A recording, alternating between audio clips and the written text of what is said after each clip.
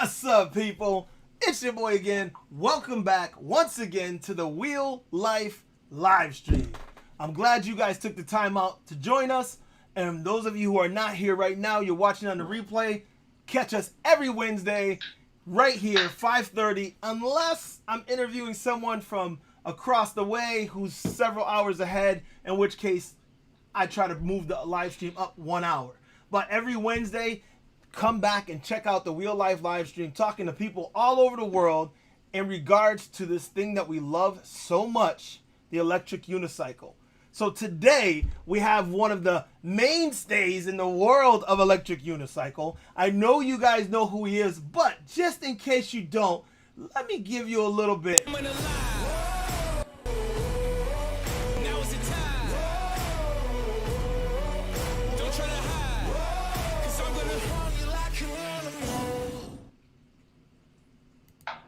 That's a little bit from my man, the myth, the legend, the one and only EVX.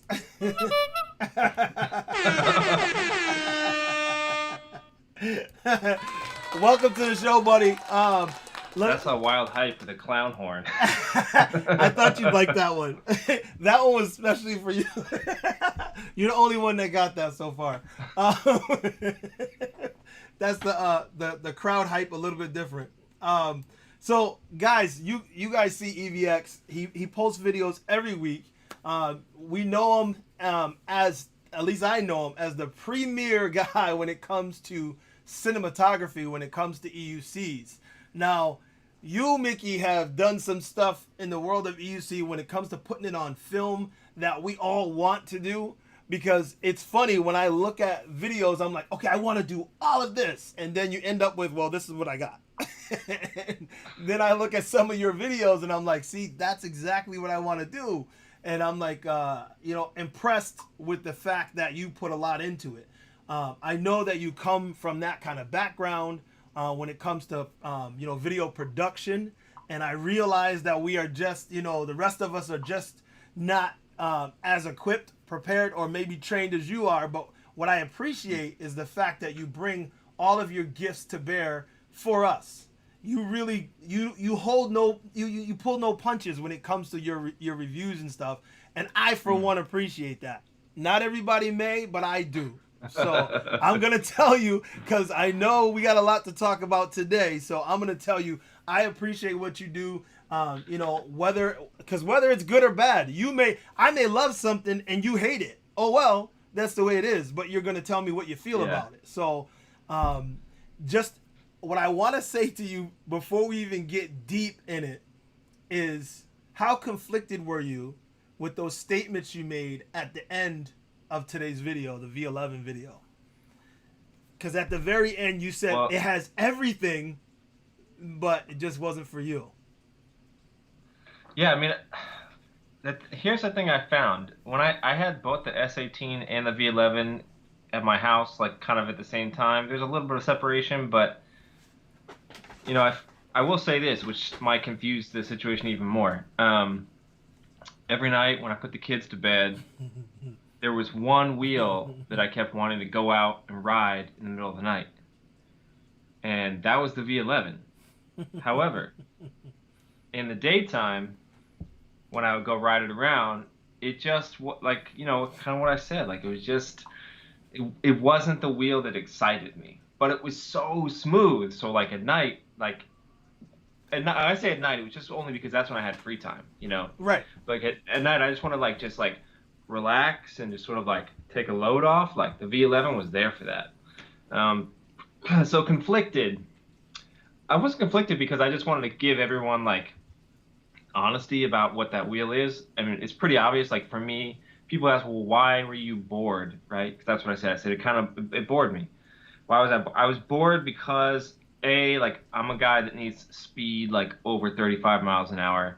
So that's number one. And number two, kind of with the S18, there was a lot more going for it as far as uniqueness, something special, something sort of out of the norm from what we're used to. Right. So the V11 was just kind of the perfect.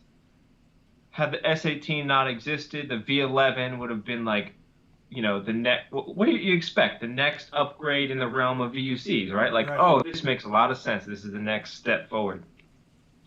But I mean, with the S18, by comparison, was very exciting, but had a lot of drawbacks, Right. right? So So you, yeah, that's that. so you, so you still feel like you wanted to ride the V11 because of what it gave you, but the S18 you still think there's, because of the suspension. I guess that's what you would say. The S18 wins in the matter of suspension, where the V11 wins in every other category. Yeah, basically, because you don't have to make those sacrifices that you made with the S18. I mean, I Okay. think the better recap statement I made was maybe designing an electric unicycle completely and utterly around Mm-hmm. suspension was a poor choice. Yep. And I would add to that, maybe the better choice is, because anyone who's driven a car knows suspension is not your savior, right? Suspension is actually there. It's designed to take the edge off of all of the bumps you might encounter on the road. Now, obviously, so for me, the V11 is like a car, and Right. then the S18 is way more like a lifted truck you might see, like some good old boys in Florida riding around in, right? So that's kind of it's very high off the ground. It's got a high center of gravity. It can really take the hard, extreme, wild bumps. Right. But on the road, the S18, it's not as smooth. Like I said, if you're like riding the streets of Manhattan, going up 6th Avenue, on the Yep. parts that don't have potholes, that thing just kind of feels like a really high off the ground regular unicycle. Whereas I felt like the V11 kind of, with no matter, I would say there's from very small to about moderate sized bumps or potholes, that V11 can take it and actually takes the edge off as you would expect. Whereas the S18 has a greater barrier to feel the suspension Mm-hmm. before it kind of kicks in. Okay. So that's kind of why I feel like, and I think I said in the video, we should stop comparing these two wheels, They're even though different. we're gonna do that here Yeah. tonight. Because the S18, it's like a luxury car. It's like a sedan, where the V11 and the S18 is a lot like a lifted 4x4 or a dirt bike. Okay. Okay. So for those of you who are watching and who are conflicted, because I am too, and I'll be honest with you, I would love to have one of every wheel, as many of us would. But when Mhm. I look at certain things, you have to pick a path. You have to ultimately figure out where you're gonna go. When the S18 and the V11 were announced, I picked my path. My path was V11 from the jump. If you guys remember a couple shows back, I said it. I said that's the wheel I'm gonna go for, and I hadn't even had any reviews or whatever. I put together what I felt were my reasons, and my reasons still seem to be valid, because the biggest thing that I thought, Mickey, was that In Motion is a great company. They build well. Like I Mhm. wasn't, I didn't even have even a small doubt that they were gonna mess it up. I'm like, these guys, when they put their mind to doing something, they get it in. Now it may not be the fastest, and that's on purpose. That's the reason why I like those guys also, because they're not slow because they can't make it fast. They do it because that's their decision. And I'm glad that they ultimately decided to kind of go with us and go with 55 kilometers an hour. They still didn't give it to us all the way, but they gave it to us at the high end, which I love. I'm happy with. Um, Yeah, they did it in a very in motion fashion though. Like I kind of said in my video, like they gave us 55, but they still limited us right. like they did in the past, where like you're only getting that for 20% of the top of your battery, Right, right, you and know. and it's true. You got to pay attention to that. So I'm gonna throw up a couple. I know a lot of you guys were saying what's up already. What's up to everybody in the chat? I appreciate you guys being here. Ron Wade just jumped in. What's up, buddy? Oh, what's up, Adam? Yeah. V is in the house. She's a little. If I scroll back here, she popped in as well. Oh, Uh, what's up, V? yeah, we got quite a few people in here. Moon Lad, Rev Rides. Thank you guys, all of you, for jumping in. There's several more people that I haven't seen before. Eboard 3R, Daniel Ribeiro, what's up, buddy? Glad you guys are here. Jay May, never. I don't think I've seen him before. Daily Shenanigans, what's up? But if I don't get to you guys specifically, don't feel slighted. I scroll through and there's a lot of comments, so sometimes I get behind trying to scroll. But I really appreciate you guys being here. And if you have a burning question, like I said before, put a double Q in front of it, so when I'm scrolling by, I'll see that it's a question. Or can they do super chats with you? Do you have Yes, that enabled yet? actually, that was the other thing. I'm glad. Thank you, Mickey. I appreciate you because super chats were just enabled on my account. So if you want to do a super chat or super stickers, go ahead and you can do that, and that'll definitely pop out at me because it changes the color and pops it out so I can see it, and then we can get to that right away. So I haven't yet seen because I just enabled it like yesterday, so I haven't seen one yet. But I will tell you guys that they are enabled, and we want to get to all the questions that we can here. Let's see. Got the boys on YouTube, yes sir. So, Mickey, if yes, I know we're trying not to compare them. I know. No, we should though. This is the place to do it. Right, we have no choice because that's what they're all here for. So, yeah. Again, you said at night there was one. If there was no other, if you picked one and the other disappeared, which one would you pick? If you only had one choice, which one would you pick? Like just so in addition to my daily driver? Like if out of those, whether it's your daily, whether you're going to have it in addition or not, if you only had one option out of these two wheels, if you pick the V11, then there is no S18. If you pick the S18, there is no V11. Is one of them enough that you would say, okay, I would take this one and just forget the other? It's tough. You know, I have an answer you might like, which is I would need to somehow acquire both of those wheels free of charge somehow. And look, I've only had a couple of weeks with each of them, right? I had 2 weeks with each of those wheels. I don't actually think that's enough time to do a full review to really grasp what each of these things have. Like the goods are there, the bads are there, but I haven't really hit the uglies yet, right? So I need to know the ugly side of each of those things. Like I need to have a serious wreck on the street on both of those wheels, and I get a strong glimpse into the ugly. So I don't know that I can answer that question yet, but I will say on the outset, in general, I wouldn't replace my Nikola with either of those wheels. Okay, that's just so we're clear. That right there is a good point. And why would you say that? Because of the top end? Yeah. Okay. I mean, I think I said in my S18 video, I wish that technology existed in a wheel that could go 40 miles an hour. Gotcha. I would dive in with that. And it's coming. We know it's coming. So super chat does work. Super chat does work. Daniel Ribeiro, my buddy, thanks for the super chat. When will you come back to New York? He's asking. I think I should be back in August. That's when August. Okay, Daniel, that's his answer. August. Now he said think, so don't hold him to it. If you don't make it in August, don't. Yeah, everything is where I'm at is all about family. So like it depends on what's going on with the fam and all that jazz. So, and trust me, I'm missing New York a lot. A lot of guys, not UC riders, but just in general, people who live in New York. There's a lot of people who just live there, and they think they're gonna live in New York for a couple of years and use it and abuse it, and then jet and move back home.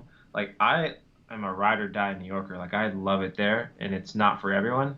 And so, like, I really miss my home in New York.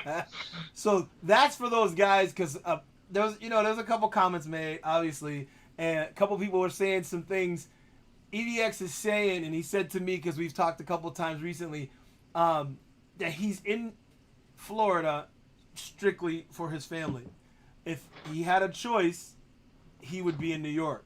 So don't think that he's abandoned New York for Florida. He made it clear that that's not what he's done. He came from Florida and he went to New York because that's where he wanted to be. So he will be back in New York, people. No worries. EVX. That's right. And I won't give up fishing either. It's a new hobby I sort of picked up. A lot of people have been. Some people have been into it. Sean, by the way, who I don't think is in the chat yet, was very harsh on my fishing hobby, but I forgot. It was one of the weirdest things. Like when I came down here, my sister was like, "Hey, in your time off. 'Cause at the time, I didn't have a lot of work because everything just, the film industry shut down. But now I'm starting to get a little bit of work. Um, Right. Okay. she's like, why don't you go fishing? And I was like, fishing? And it didn't dawn on me that as a kid, I used to do that a lot. I Right. forgot.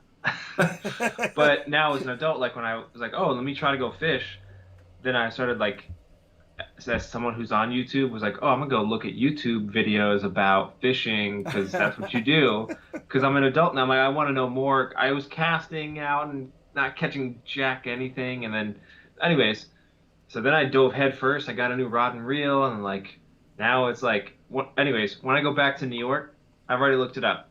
Prospect Park in Brooklyn, which is the big park that we like to go to as a family in Brooklyn, Yep. has tons of bass fishing. So I'm Okay. not worried about that.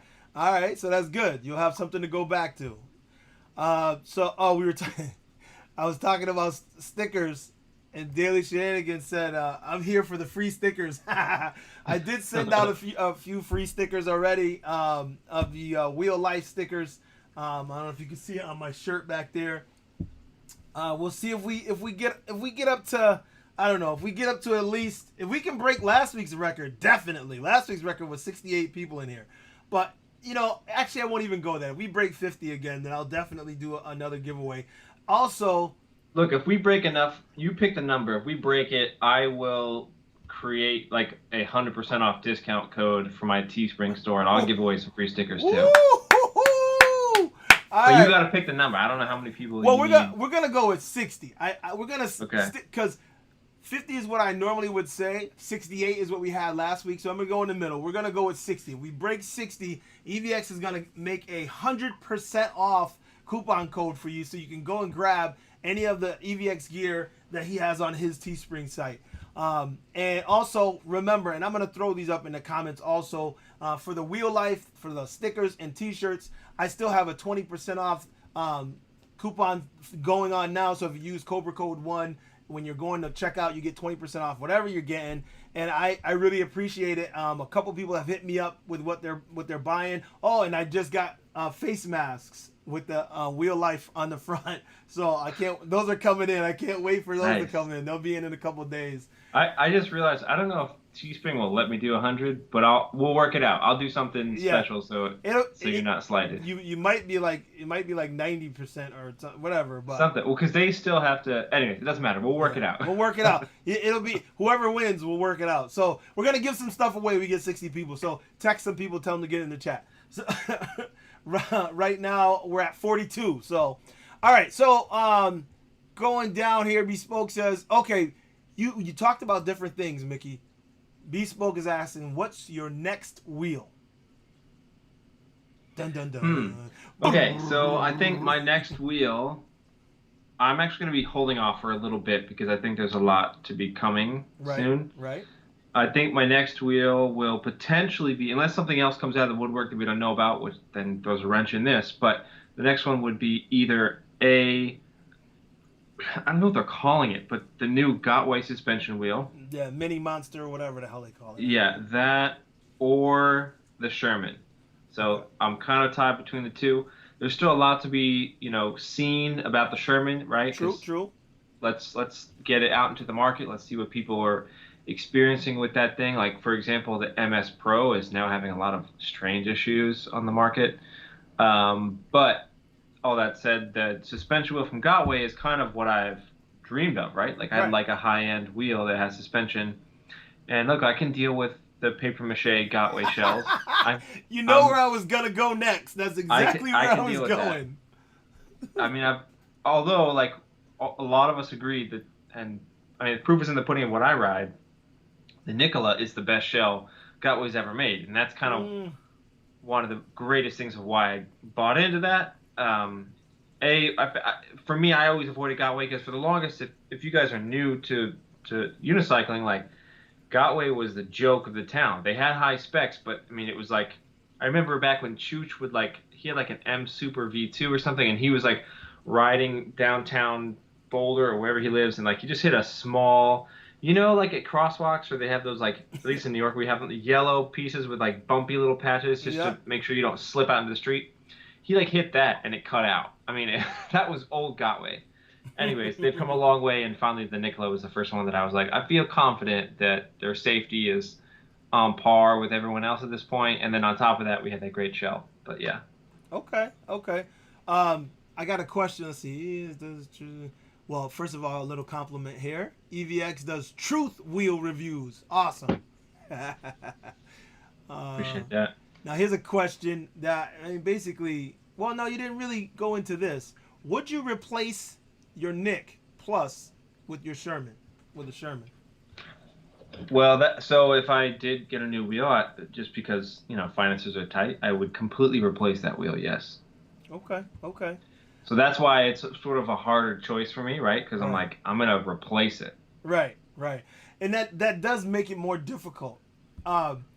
Easier but more difficult. Easier to pick because if you can keep all your wheels, it's easy. You can I'll just keep all my wheels. I'll just get another one. But if you're replacing it, it's harder because you if it's not better in enough ways, you're going to miss that wheel that you got rid of. So you have to have something that's better enough in all aspects. So I think the Sherman might be the one, but like you said, you got to see more from it. And the weight of the Sherman concerns me as someone who lives in a walk-up apartment. Mm-hmm. Yeah, it's heavy. And sometimes I like pick up the kids from school with my unicycle, and so like I'm doing this like game where I put the bigger kid up the steps first, Yep. then the next kid, then the wheel, then the smallest kid, and it's a whole thing. So if it's like a 70-something pound wheel, I don't know like how that's gonna work, but Moon Lad said, "Let the man fish." yeah, man, it's a weird hobby for most people. For like most people don't get it until you like get into it, and then you like catch a bunch. You're like, this is interesting. This is kind of cool. Maybe I'm just old. I don't know. No, look. I don't get it. I can't, and I'm older than you, and I don't get it. I'm just like, but it's again. I think it's also it's geographical. I think in part. Because when you're somewhere where if you grew up in New York, you're less likely not that you won't, but you're less likely to be a big fisherman unless you go out deep sea fishing. Whereas if you grew up in Florida or somewhere where there's water all around you and you can fish anytime, then I think it's easier for you to become, or down south, you're easier to become a fishing type person. Like there's like pros and cons to that because like living in Brooklyn for like I think 12 years now, like there are tons of people. Generally not the upper class, right? Who fish off the nice docks we have on the East River and catch good saltwater fish. Okay. On the other hand, as you said, in Florida, you can just fish like wherever, whenever. Problem is, like, there's a canal behind my dad's house. That's like by where I shot that silly water cup test thing, Yeah. which everyone is like, you should take that with a grain of salt. It's kind of a silly video, guys. But like there's like no fish in there, and actually, I'll try. I put on my Instagram stories. The only thing in there are bait fish, like bluegill. So that's like what you might use if you're going to use a live bait to catch a bass or something. Right. I used my drone to catch a bluegill the other night.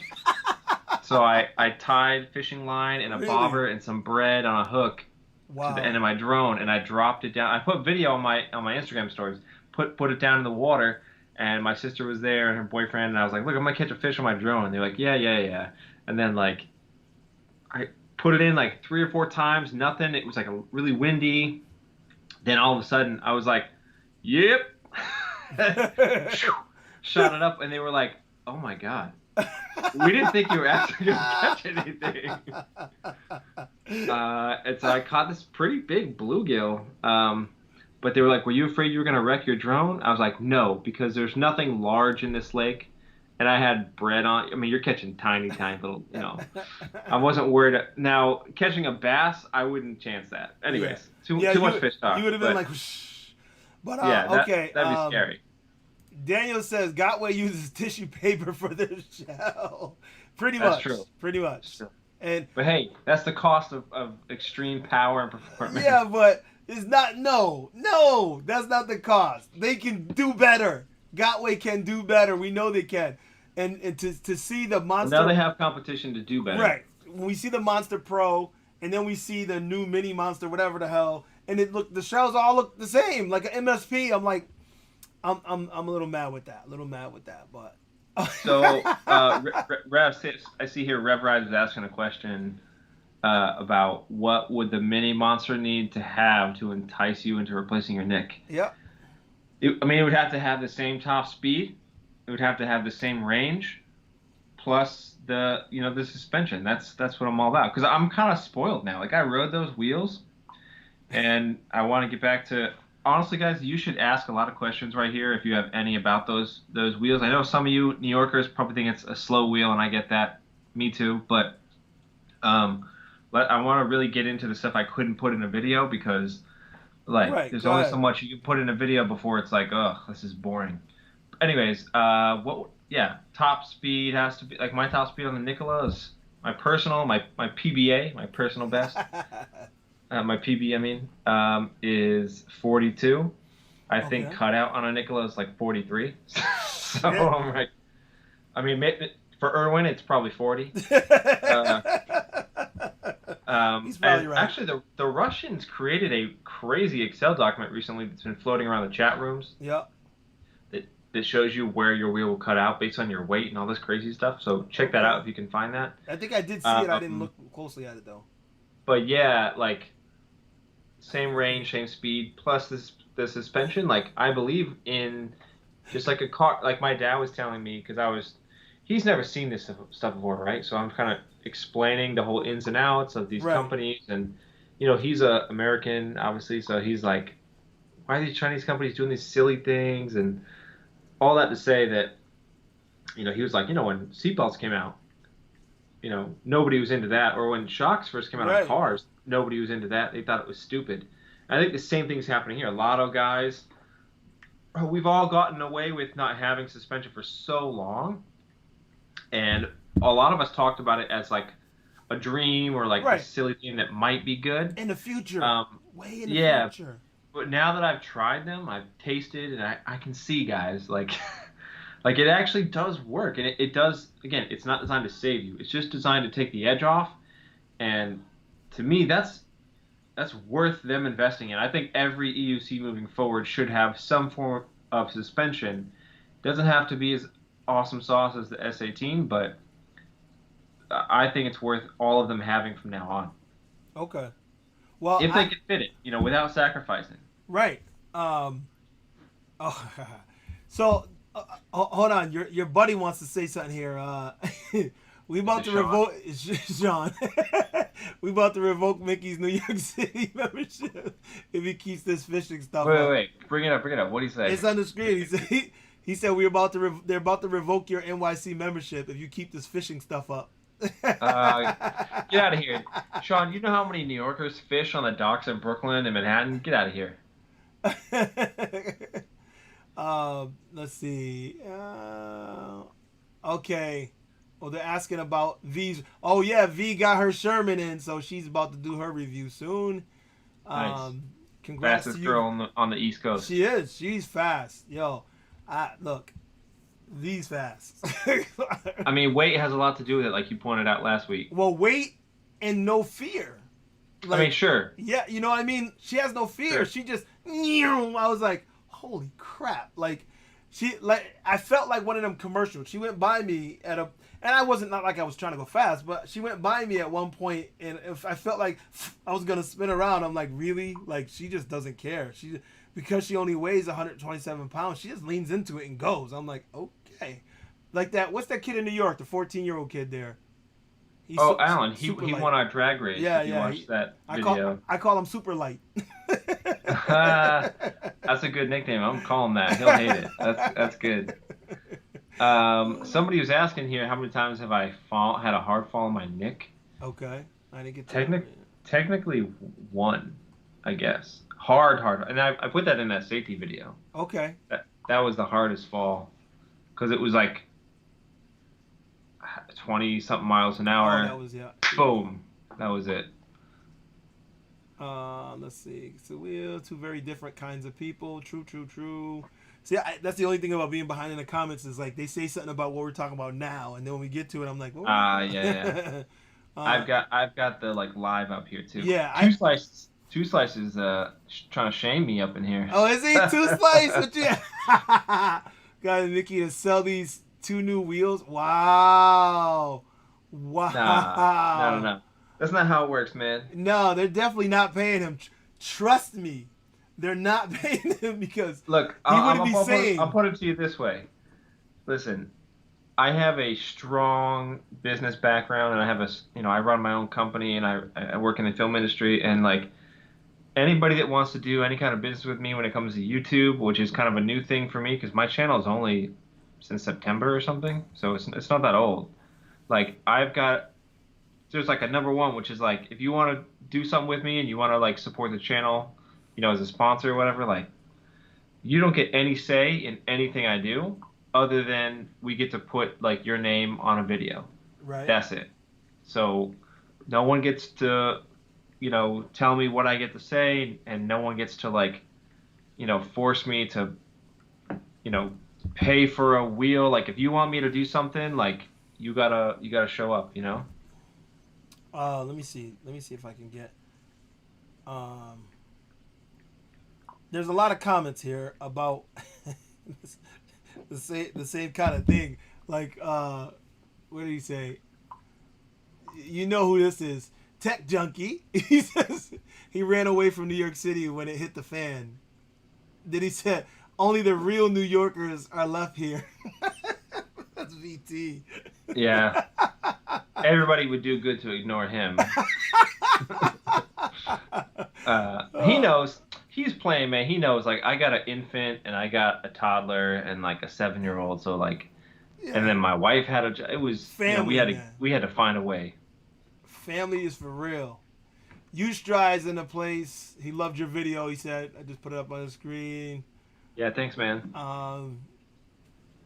Uh, Two Slice says, I'm not shaming you. I'm just a realist. That's all. I see you, Two Slice. I see you. He said, I'm an official critic. Okay. Okay. No, I laid it out there. I let you know. Like no one, if anyone wants to work with me, like no one gets to say anything. Okay, hold on 1 second. Let me see if I can get this. I got another call coming in. Oh, wait. Hold on. Mickey, you still there, right? Wait, hold on. Ah! Mickey, are you still there? Shit. Alright, I lost connection with Mickey. Somebody else was trying to chime in. Hang on a second, people.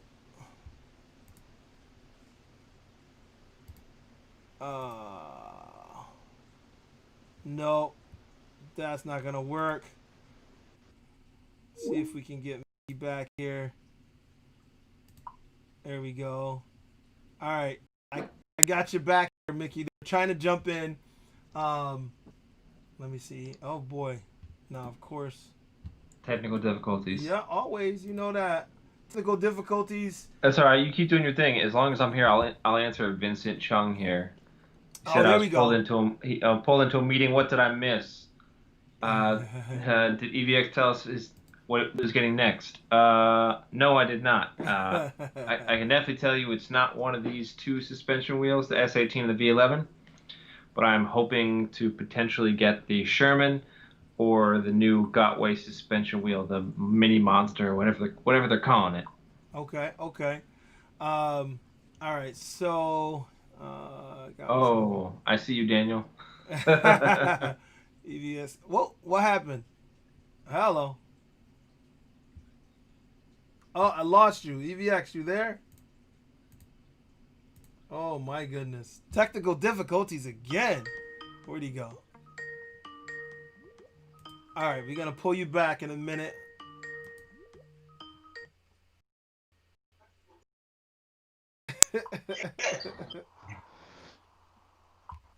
All right. Video. You guys got video on? Hit the video. Okay. All right. I'm trying to get everybody up here, but apparently I'm having trouble. But let's pull these guys in. we, we, we got the NYC NPS crew in the house here. We were trying to pull them both in. VT, we got Alex. Hang on a second, guys, because I lost. Okay, he said he's still here. Okay, he was still there. Let's see if I can grab him back. Let me hit this. And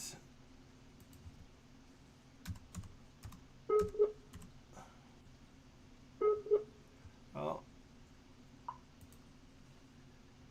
here. Yes, let's add him in if I can. Chill. Okay, hang on, guys. Hang on. Mickey, you there? Hey, you guys are frozen. How's your signal over there? You're frozen on my screen.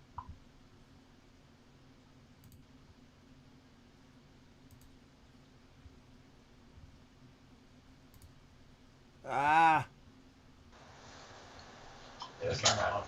Okay, guys, can you? I can see you guys there, but your on this end it's frozen. I can hear you, but you're frozen. Okay, EVX is on hold still. Hang on, EVX. I'm trying to add you in, bro. Oh, you can hear us? I can hear you guys. I can't. For whatever reason, your video is frozen there. But I can hear you.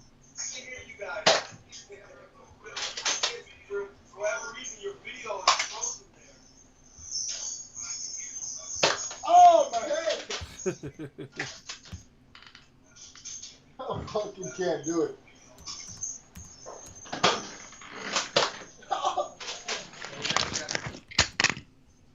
All right, this is not working. I can't unfreeze yours.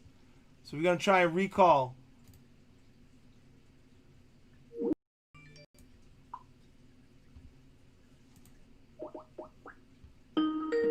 Try and make it happen.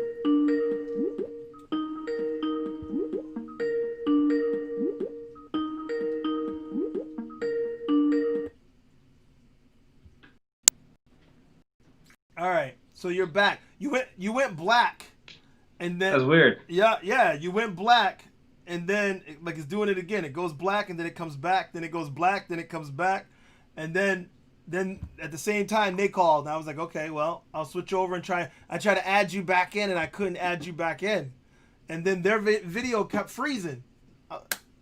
Sorry, people, technical difficulties. We're at 54 people now. I haven't seen how high if we've gotten any higher than that, but if you remind me, I'll keep looking. When we hit that 60, okay, these guys are calling over here. Yeah, we're all good here. Yeah. The only thing is like,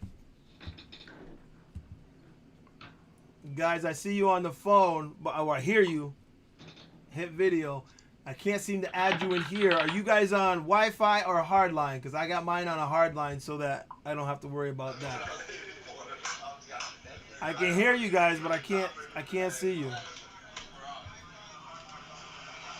All right, so while they try to see if they can figure that out. So I'm here, Two Slice. I'm here. Yeah. Two Slice, he still sees you. He still sees you. Yo, he's still here, man. Yeah, man, they're in the Bronx. It's probably got bad signal. Who knows? AOC is taking over. It's got to be because I could hear them, but I can't see them. It's like their video keeps freezing. So for those of you who, I mean, you guys saw that I was trying to pull in the rest of the NPS crew. They haven't been with Mickey in a while, and they said they wanted to jump in so the whole crew could be together. And I was trying to get them online so I could get them all together, but it seems like for whatever reason it's not going to work today. So we'll have to do that another day. I know in a past session I had up to 4 other people on, so I'm not sure why it's not allowing me to do that now, but it won't let me pull them in. So guys, just throw your comments in there, and we'll go back and forth, but for whatever reason it won't let me pull you in.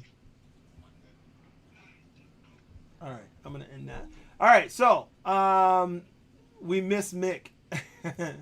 Jonathan says they miss you, Mickey. Well, I'm back. I was just trying to roll back to see if we can answer some questions in the chat while we were waiting. Technical difficulties. If you find any that I missed, because I think we got all the big questions, let me know, because I'll pop it up on screen. Only thing I have right here is Two Slices saying he's coming back to Florida. Okay. But I might be gone by the time you come back, Two Slices. He said he'll be back in September, October. Yeah, trust me, I'll be having Halloween in Brooklyn. Daniel says it's the Bronx. They don't have signal. They stealing Wi-Fi. That's what I'm saying. I bet you they got a line out the window. They're stealing it from their neighbor. Yo, Alex, go tell your neighbor to reset his Wi-Fi. Alex, I don't know what's up. Talk to us, Alex. Oh, he's here. Power Chip. Okay, so Alex said that you left NYC, that you abandoned them. No abandonment. Nah, no abandonment. Jonathan says, NPS. Yeah. What do you say? I'm still on what? He's on Ernesto's internet is what he's saying. The guy that runs Cali NYC. Oh, boy. Well, whatever internet you're on, that was not working. Like, I would get sound, then not video, then video not sound. It just wasn't working. So, okay, we missed your question, Vincent. All right, Vincent, we're going to scroll back, see if I can find it. Or you can re-ask it. Yeah, retype it. Vincent. Oh, wait, hold on. I think I got it. He said, who in here would actually be interested in Sherman Mini, a.k.a. veterans version of MSX, but better build quality? I would be into that. I think I've said that to a few people. Like, if, like I said, the weight is something seriously for me to consider because I live in a walk-up apartment. So, if it meant it was lighter weight and some less range, as long as it's no less than like the 60 miles per charge I'm getting on my Nikola, like the on paper 60, then yeah, I'm down with that. Like, yeah, I can ride all day, ride hard all day in Manhattan and Brooklyn, and then like charge that night and be good. Like, if I can do a hard day of riding, like that's all I need personally. Yeah. Well, I think everything that wheel gives you, the Sherman gives you, is like amazing, and it does give you more than you actually need. But that's what we want. You want to have more than you need, as opposed to having less and needing more. Leslie said that she's in the Bronx and her internet is fine. and this Daniel said that makes sense. You using Dominican Wi-Fi. Reset the plátano. That's right. No 20-inch wheel is great. I don't know about that. Who said that? That's Daniel. Daniel says no 20-inch wheel is great. Daniel's in NYC. He's wild. Yeah, I don't know about that though, man. Because look, the 18-inch wheel, there's a couple of great wheels. Now this is a 20-inch wheel. Nobody has a 20-inch. How can you say that? Well, he's saying the Sherman's no good. That's what he's trying. That's his code for saying Sherman's no good. Is that what the Sherman is? Is 20-inch? Yeah. And I'm like, listen, say what you want, but that wheel is dope. The Sherman is dope. Look, I've already found the spots here in Florida where I'm going to take that Sherman up to top end. Yeah. So, like, as soon as Marty's done with it, like, I get that Sherman that you guys beat up in New York, and I'll be testing it. But that Sherman made him cry a tear. I told him, I said, hey, I'm glad that you are loving a higher speed, even though if it's just like the normal high speed of a King Song reel. That's as fast as he took it. Hey. I told him I would send him a free full send shirt if he wants it, but Oh, he didn't. He Marty. didn't. Yeah, he didn't say sure. Send it to me. He just went silent. Oh boy. Rev Ride's got another one for us. He says, aside from dampening bumps, how does the suspension affect the ride? The stability, torque on rough terrain, etc. Are you talking about the V11? I'm guessing. He's saying suspension, period. So I think he's talking of both wheels. And he's thinking of whether he wants to delve into suspension at all. Gotcha. Okay, so for both suspensions, his question is, how does it affect the ride? Stability, torque, rough road terrain. So one of the things that I assumed before I ever tried these was that the suspension would make it less stable. Mm-hmm. It's a wash. It's the same. So throw that out. It's not worse. It's not better. It's just the same. Whatever stability a wheel had, if you took the suspension away, it's the same. Okay, good. Torque. It doesn't seem to affect torque at all because the suspensions are, if you think about it, like whether it's the single or the dual suspension, there's a minimum force you have to put on to get it to activate to work, right? To push down. So unless your torque consists of you stomping your wheel, which wouldn't make any sense, right? It doesn't affect torque at all. So that's a plus. When I torque a wheel to go forward, I actually just lift up on my toe on my left foot personally and push down hardcore on, like, I shouldn't say down, I should say forward, right? Put pressure forward on that wheel on my left toe. So that's how I torque forward, and it on both wheels, that doesn't change a thing. You don't like drop down, and if you did, it's not enough to notice. So it doesn't affect that either. On rough terrain. So there's two main differences. So the S18 does better on rougher terrain than the V11, and when I say better, I want to really be clear about what I mean. The S18 suspension system is a typical mountain bike shock. So I'm someone who knows a lot about that, and the mountain bike shock, if you get the right one, if you get an appropriate one, is what we call a progressive shock system, whereas the V11 has a linear shock. So all that really means, and I have a head-to-head video coming out next Wednesday, where I kind of dive into this as well, is that the linear shock, the hammer, it goes up and down for as much pressure that you push down on it. Right. Now the progressive shock acts a little bit more like a coil. So there's an amount of pressure it takes to sort of break into the shock, and the middle, it's sort of like an S-curve. Mm-hmm. The middle has a certain amount of pressure, and when you get down to the bottom, there's even more pressure, like 100 times more pressure. So what that helps with is making it a supple ride. It gives it more of a cushion so you don't bottom out. It's a really good thing. So that's why, obviously, I've said before that S18 wins hands down in the suspension category. All that said, both of them on rough terrain sort of give you a bit of that sort of taking the edge off on that terrain to allow you to not feel like, so I ride a Nikola, right? So if I'm on like a pothole heavy street where there's a bunch of tiny potholes, I get that like chattering feeling in my wheel. Like the V11 will take the edge off of that. However, the S18 does a better job of it because you have more than just the suspension travel. You have a rebound knob on it, which that's something awesome because it'll determine how fast your suspension comes back up after it's shoved down. Right. And that is especially key when you have a lot of tiny bumps, which we experience that on more of a rough road instead of a pothole. Right. And so slowing down your rebound knob a little bit takes away that chattering teeth feeling, whereas the V11 can't actually do that. So if you hit the right kind of road with the right kind of, close together bumps, the V11 is going to, it'll take the edge off, but you're going to feel like your teeth are chattering. Gotcha. Okay.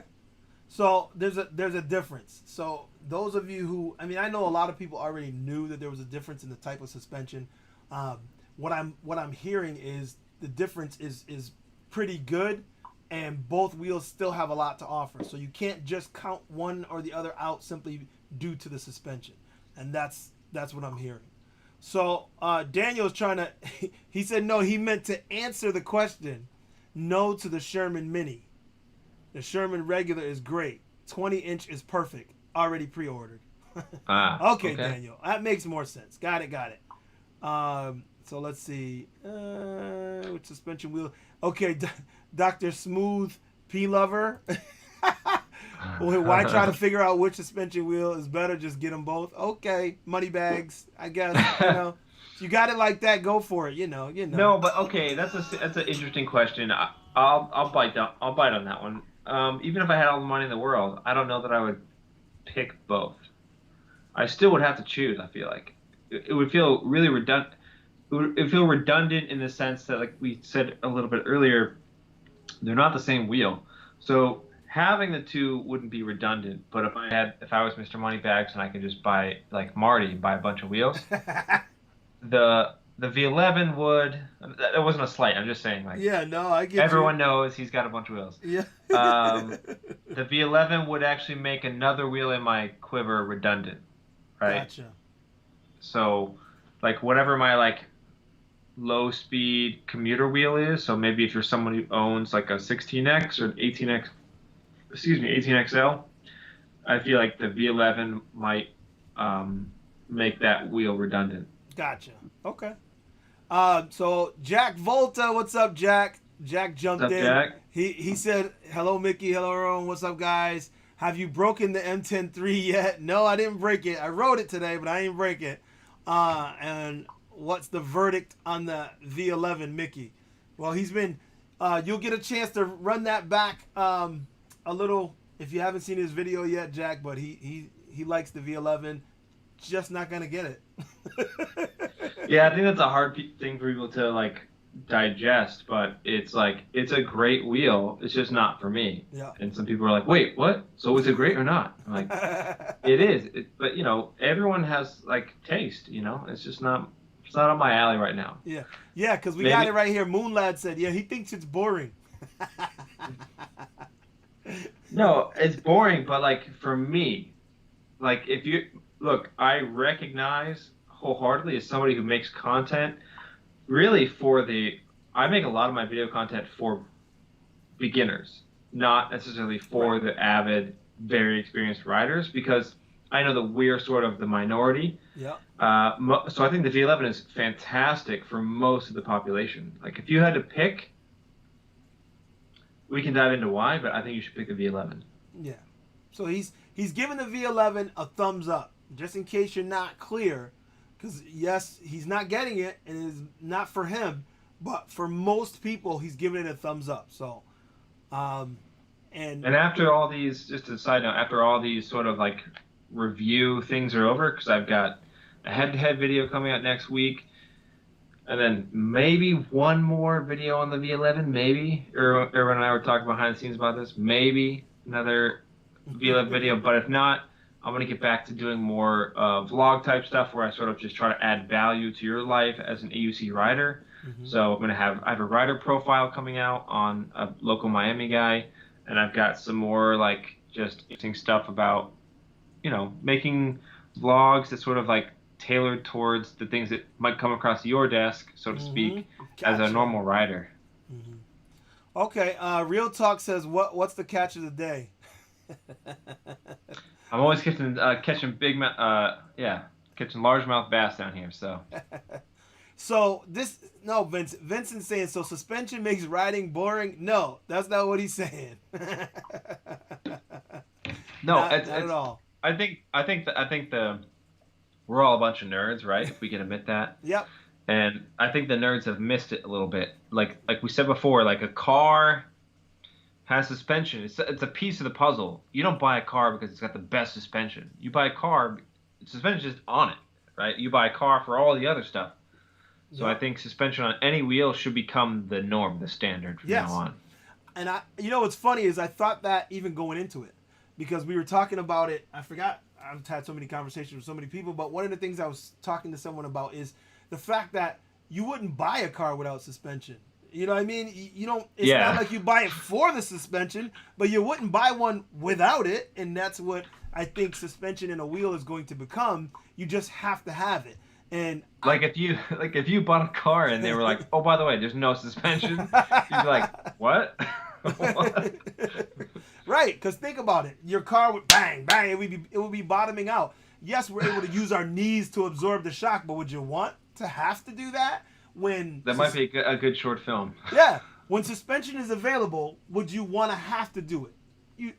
You no longer will have to, because suspension should be incorporated with everything that comes out now. So, and I like the fact that the V11 and InMotion went that route. Like you said, they built around the whole concept of a better wheel, not just the suspension.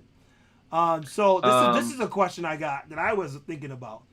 How would you rate the body construction of the V11? Can it take a hard drop?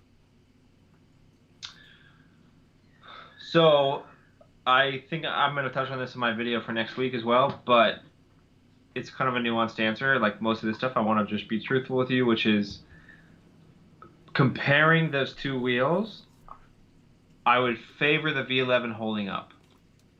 However, I was aggressive with my V11, but not reckless with it. Gotcha. So I didn't just ghost ride it just to see, right? Right. I didn't let it fall off and just say, hey, Come on! Because I know it has to go to other people. This ain't my wheel. Let it go. This is a real thing that I think, maybe I can just air out my own grievance here, or maybe you guys can help convince people of this, which is, I don't really want to do real reviews on a wheel I can't own and wreck, because there's still a handicap with how much I can push a wheel, right? Yep. So, because I have to be courteous. I can't be a jerk. I have to know that there are people after me who are going to get this wheel. It's going to go to certain places. It's going to be demoed. I can't just break it utterly. But if companies wanted to start sending me a wheel, say free of charge, you get to keep it, give us your ins and outs of this wheel. That's different. That is the ideal scenario for someone like me. Because then you could really get to that breaking point. You could get to the point where when the wheel gives out on you, you know where that level is, and when it crashes hard, you know what it can take. So when you get these questions, you could honestly give a full answer. Because right now, all you can give is speculation by touching it and feeling it and riding it, but you can't say because you didn't crash it. You didn't cut it off. Yeah. Cut out. Two Slice, he says these wheels are just stunts and off-road trails. No, not really, because he was saying the V11 is really a road wheel, and it's super smooth. It's a street wheel, yeah. Yeah, so I would say, maybe S18 is more geared towards off-road, and I'm just going by what Mickey said and what, Duff is doing stage or level 3 jumps, and, so... Extreme. So there's a lot to be said for the fact that S18 can take those jumps. And the V11 has more to offer when it comes to a road wheel, which even though I love off-road, that's my favorite. But out of these two wheels, I still feel, V11, it's just, how I feel. So and I said in my video, it gets completely misused, and what I said, it gets bastardized a lot. People just say, this is a very smooth wheel, blah, blah, blah.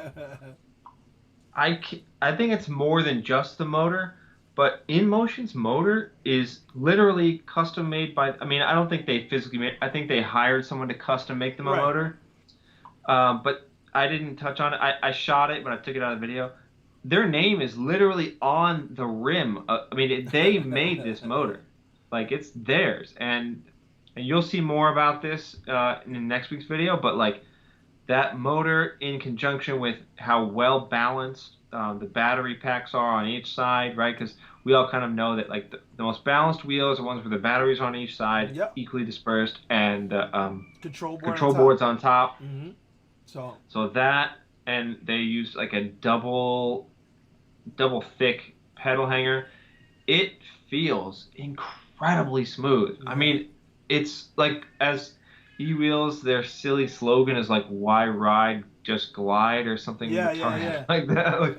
You are gliding. I mean, that's how it was on the V11. Yeah, I love that idea, No. and I can't wait. Now I can't wait to get it. I still want a Sherman, but I'm gonna have to sell some stuff to get it. Hey man, if you guys want to, I see there's a war going on over cents in your super chat. If you guys are Oh, serious, if you're serious about warring, give this man a $20 super chat, man. there you go. Oh my Do a God, I twenty didn't even dollar. get Come down on, there. you stride. Come on. Okay, so first let me go back because I don't want to miss because I haven't seen him in here yet, and I appreciate you guys. I'm about to get to all of that in a minute. Jeremy jumped in. He's one of the guys who actually introduced me to wheels altogether. He said I need $1 million to buy all wheels. Can't get enough. I'm with you, buddy. That's for sure. I wish I had enough to buy every wheel that comes out because I certainly would. So Two Slices said he's retired. Blah blah blah. So Marty can buy any wheel he wants because he's retired. So real talk, I'm gonna jump down to you, buddy. I appreciate the super chat, definitely. Let's pop that up. He said, which is the best street wheel, S18 or V11? The S18 seems to win the off-road. Yeah, V11 is the best street wheel according to EVX, and the S18 is the best off-road wheel. He keeps going back to it because of the type of suspension. So the bottom line is they got it right. S18 got it right with the positive and negative suspension and the kicking it out, the way it kicks out back and everything. They got it right on the suspension front, but they just didn't improve on the rest. And the V11 got all the rest right. They are definitely a big improvement over what they had before. Somebody in here is saying that they're going to replace their V10F 100%. You got to Good move. Good move. yeah. If you got a V10F, the V11 is a no-brainer. It's a no-brainer. Yeah. You got to step up to that. I mean, for battery alone, but Yeah. on top of that, you got that new custom motor, you got bigger battery, you got suspension, all that jazz. Yep. No, you don't. Fixing the EUC. My knees hurt all of a sudden. So, let me touch on that. So there Go have been ahead. a few guys who've said like, oh, I'm an older guy, my knees kind of hurt, my back hurts. Which one should I get? The V11. The Yep. S18 is more geared towards the EUC stunt community, I feel like, or the super off-road community that wants to sort of like if there was a mountain bike community that was thinking about getting into unicycles for whatever reason, the S18 is where they would go first. Yep. Where like the V11 is like if you were the guy who was like, my knees hurt after a long ride, go V11. Yeah, definitely V11, and they said they're coming out with a seat.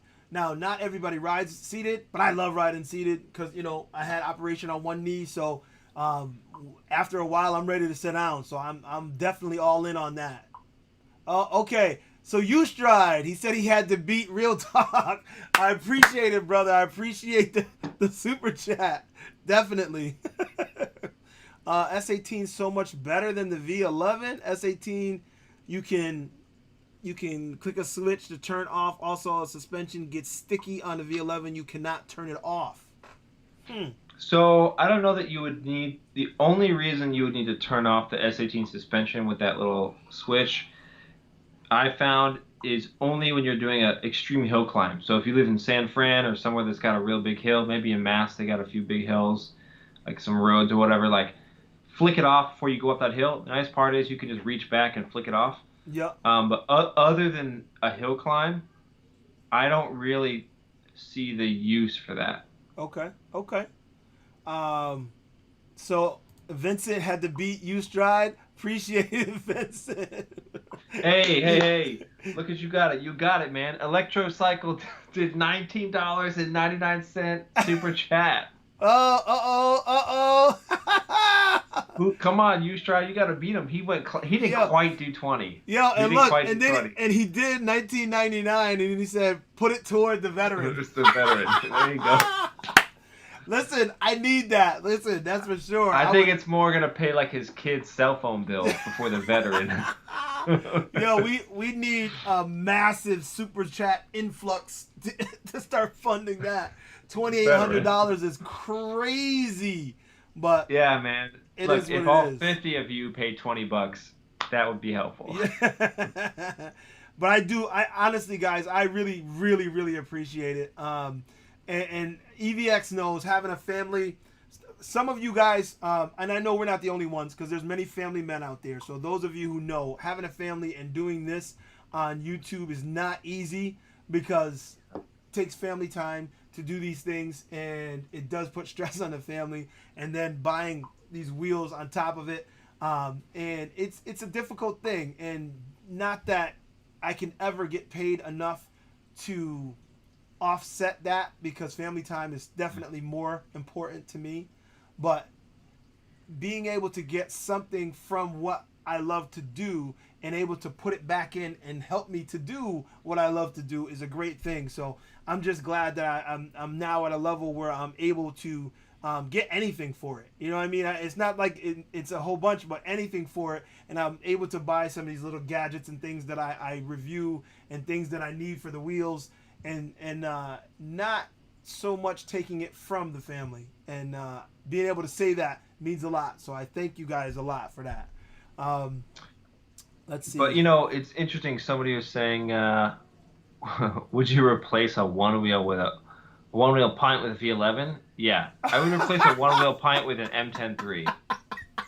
That's what I was gonna say next. The M10-3 is more of a replacement for the pint, because I think V, if you're still in here, I think V said she got that up to 30 miles an hour without knowing it. Of course, she's 127 pounds. I was gonna say the lightweight will do it for you, man. Yes, because you cannot. Because today I started to put something on it, and I was like, okay, maybe I'm pushing it a little too much. It frightened me. Yeah. Oh yeah. When I tried. Yeah, I love it though. Spoiler alert. I mean, okay, video coming. No more. Anyway. Well, you need to tell me when you're dropping yours, because I got one coming too. Okay. Mine will be in a week. Within this next. Oh. Yeah. I got stuff going on. Okay. It'll be a while. Yeah, because I got next, and I try to do them before this, but next video up is going. Oh, $20. You stride. Got the winner alert for $20. Oh wait, Vincent's responding. Oh, Vincent. Oh. Look what I started for you. I appreciate you guys, man. Thanks, man. That just warms my heart right there. So I'm gonna tell you honestly. Moonlight said he was only joking. What did he say? I missed what he said. If suspension gets sticky. Oh, he's talking about the suspension. Oh, okay. Let me tell you, these wheels have found a place into my heart. That is for sure. Just delete the air from the V11. I'm not sure what Leo was talking about there, because I skipped down to the super chats. We're ballers. Yeah, okay. Okay, here's something. Moonless, he said, I'm getting the V11 no matter what. And I'm only 110 pounds. Look, it's not about how much you weigh. You don't only get that wheel because you weigh a lot. You get that wheel because you want it, because their build quality and because of the suspension is going to help with the bumps. And it's just overall, it's just a great wheel. And what's funny is I didn't know that starting out. I just felt it. I just felt that Emotion was going to make a great wheel. And I'm glad that I was right. It's interesting because when they did their keynote address, they talked about like looking to car manufacturers for some of their things. They really, which as an artist myself, like in what I do as my day job, like I really respect other artists who look to other art forms for inspiration. That's kind of something that I do as well. Like, my day job is I'm a colorist for TV commercials, for films, for TV shows. So, like, I don't actually edit that much anymore. I started off doing that, but like, when I talk to my clients and I say like, hey, like, what do you want this to look like in this part of your commercial or whatever? Like, I don't just say like, what do you want it to look like? I say like, do you have any, works of art, any like, paintings you want to show me that inspired you for this, or do you have any other sort of something that's not just like, oh, show me the last Brad Pitt movie that you liked, Let's dive. I try to encourage them to dive deeper into something so we can create something unique and worth the money they're paying me. And Right. I really appreciate that for that. Yeah. InMotion was looking to car manufacturers to inspire that. Yeah, yeah, and legitimately, like I like the way they rolled out the whole thing. I mean, they were coming around, talking to people, doing interviews, trying to get the word out that hey, we're really doing our best to make the best wheel that they possibly can, and I'm glad that they did. So, Their mindset seems to be a little more Western focused, a little more kind of like Ninebot, like yep, Ninebot's probably the king of sort of like mass market electric vehicles, albeit just silly scooters. But like, they seem to be on that wagon. I mean, I think in motion, they are like they take the cake. They are the most profitable EV company in this sphere. right. Oh, okay. He's getting frustrated, so I'm gonna put him in here. Three three Uh-oh. three NG. He says, Mickey, my point was when the V11 suspension starts to fail, you're stuffed. I think he meant stuck. You're stuffed, no wheels to ride. With S18, you can just flick the switch and still have the wheel to ride. Now, I don't know So if that's the that's case. not exactly true. Yeah. So what, like, for example, if you took all of the air out of the V11, it would just be a regular unicycle and it would ride somewhat lower, but it wouldn't be too low to where you were like scraping the ground or anything. So Right. they thought about that with the clearance. So yeah, like if you just like if it completely failed, both sides failed on you, or even if one side failed and you just had it made sense to let the air out the other or whatever. I don't think you're SOL completely. So it'll still function as a unicycle. However, to be fair, unless you can prove that you damaged it in your everyday riding, if it just failed on you, I mean, your warranty in that first year Yeah. or two, wherever you're No, driving from, I should cover think that. I think what he's trying to say is if your suspension failed, you couldn't ride it home. And No, you whereas you completely could ride it home, right, sure. I think I that's what rode he's it. I trying to turned get at. off my suspension to feel what it would feel like. See, yeah. So he's turned it off. He turned off the suspension of the V11. Was still able Like to ride it. you could ride it home, Right. but knowing what your normal ride is like with it on, Right. so to speak, Yeah. Why would you? it Yeah. would feel Weird. annoying. Yeah. Yeah, So but Electrocycle said I'd replace a one wheel with rollerblades because of the one wheel replacement. And then Moonlad said I was only joking. He wasn't really asking about the pint. And that's when he said I'm getting the one wheel. I mean the V11 no matter what. yeah, for sure. Electrocycle. That's the same dude, Jeremy, who I told you who introduced me to wheels. He said he's coming across the street to get his $20 back. Yeah, all right, Jeremy.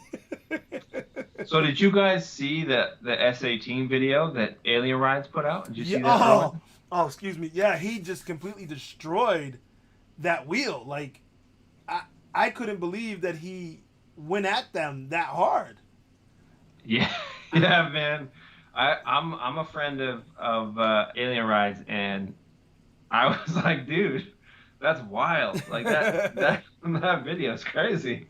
Uh, he called it an honest review, right? Which, to be fair, he could have called it the shittiest e-wheel or unicycle ever.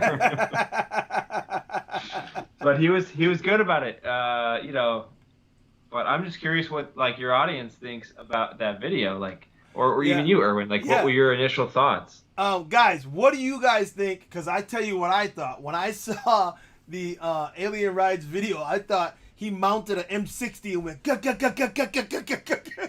He just was going at them, guns blazing, and I was like, I watched the video and I had to, like, okay.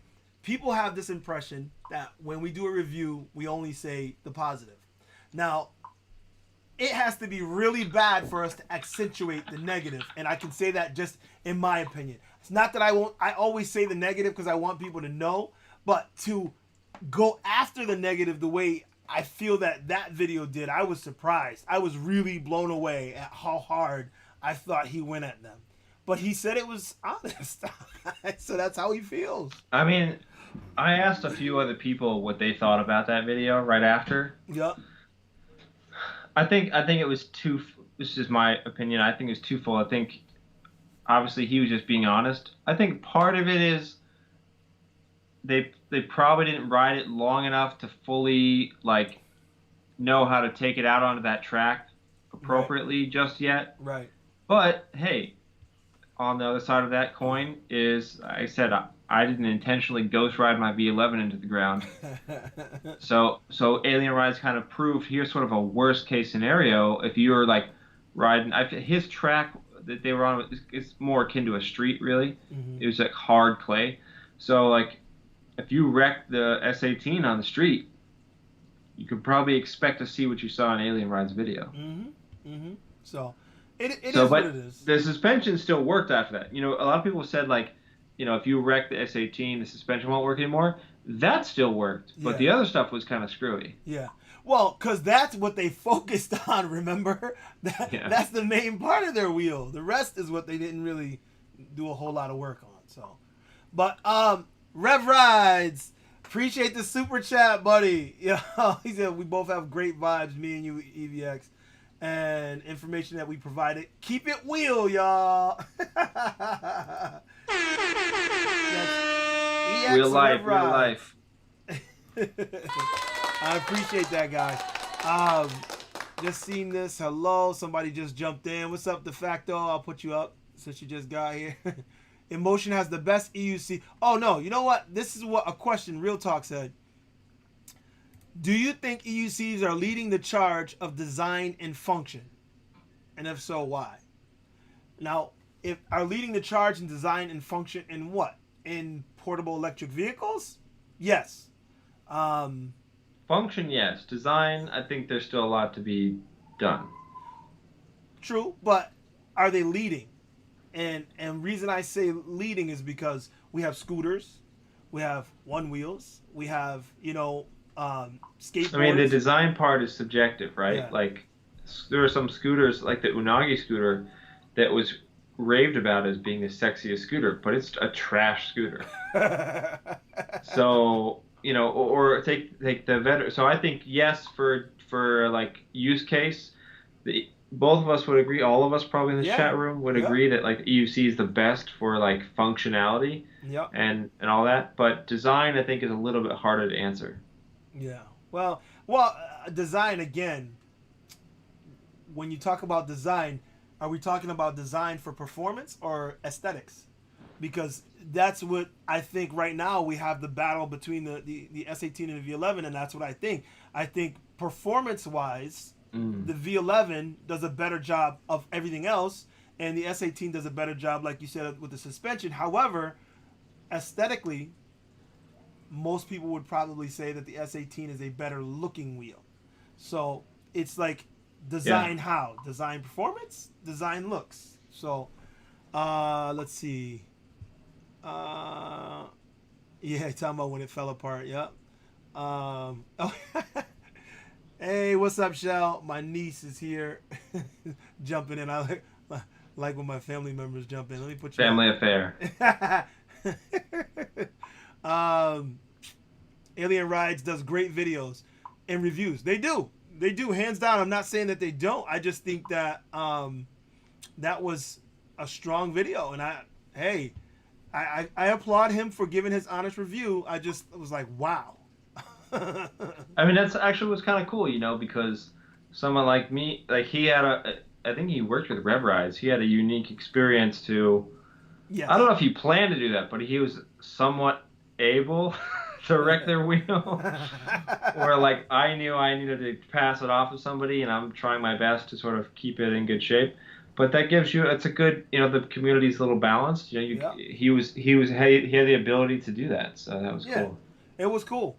So Real Talk says he loved the Alien Ride's honesty, and he's his hero. And then let's see, ask for suspension. Yeah, it's true. We did ask for suspension, all of us, pretty much. Those of us who were looking ahead and forward, we were thinking about suspension for quite a while now. So. Anyone over the age of 25 was asking for suspension. Yes, yep.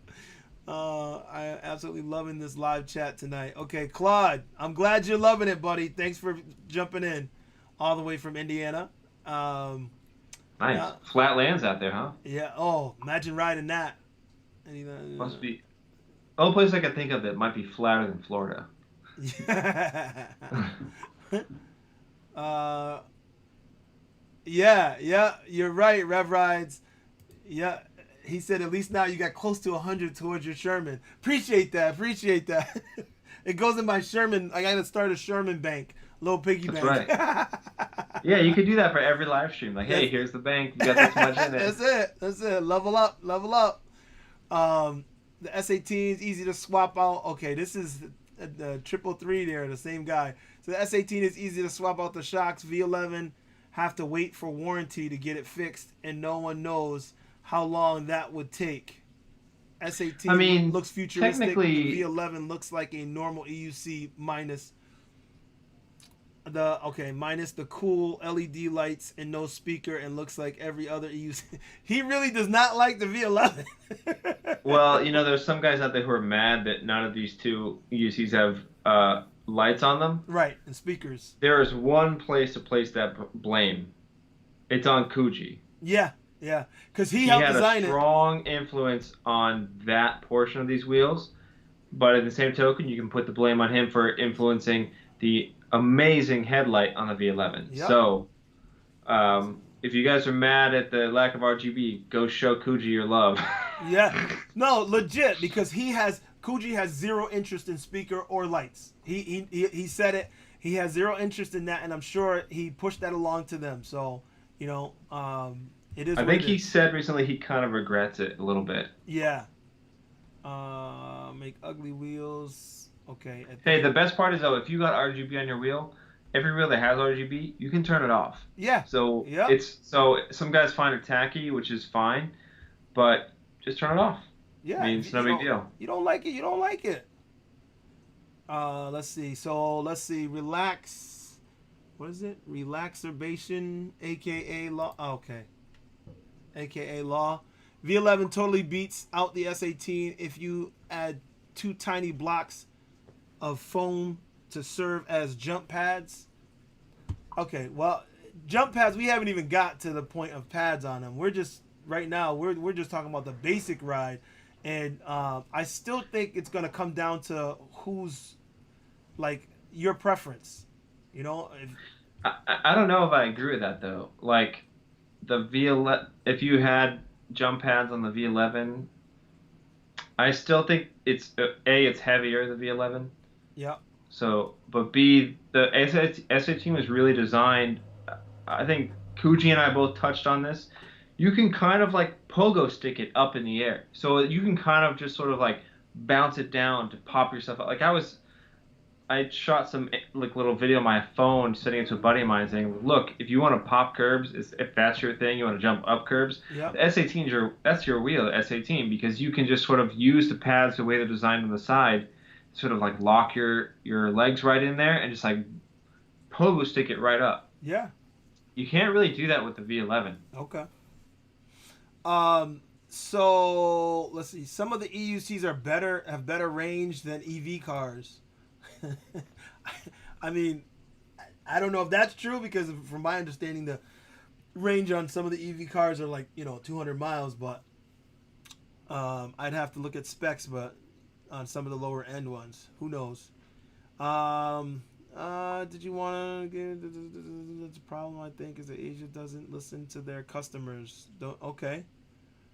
What was that? He says he's saying, answering the other guys, he said, I see that, but don't you want it before they gave it? What? That's all I'm saying. The problem, I think, is that Asia doesn't listen to their customers. Don't you think? I guess they're having a conversation back and forth, but that last part, I really don't think they listen. Not all the companies, but I think some of them listen and some of them don't like what they hear. Yeah, I mean, I think it's in the title of my video. I think the InMotion listened to their customers. They gave, and remember, you got to remember, like, listening from a company that produces a product, whether it's Apple or InMotion or whoever. The company that listens hears what you have to say, and they pick the stuff that they think would really work based on what customers want, and they'll implement that. Now, a company that doesn't listen doesn't give two rats what you say, and they're just going to do what they're going to do. Yep. Oh, Archie's in here. Panda, what's up, buddy? Panda.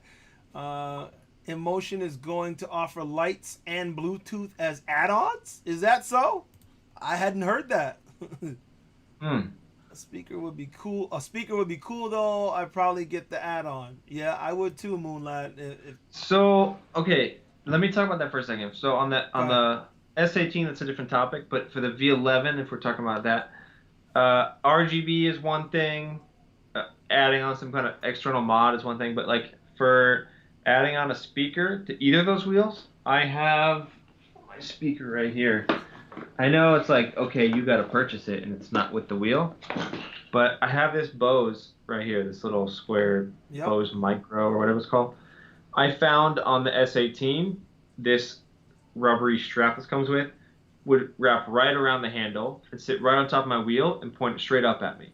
Now, so you could do that. But typically, I wear a backpack whenever I ride, so mine is strapped right here. If you've seen my videos, you see I always have a strap right here.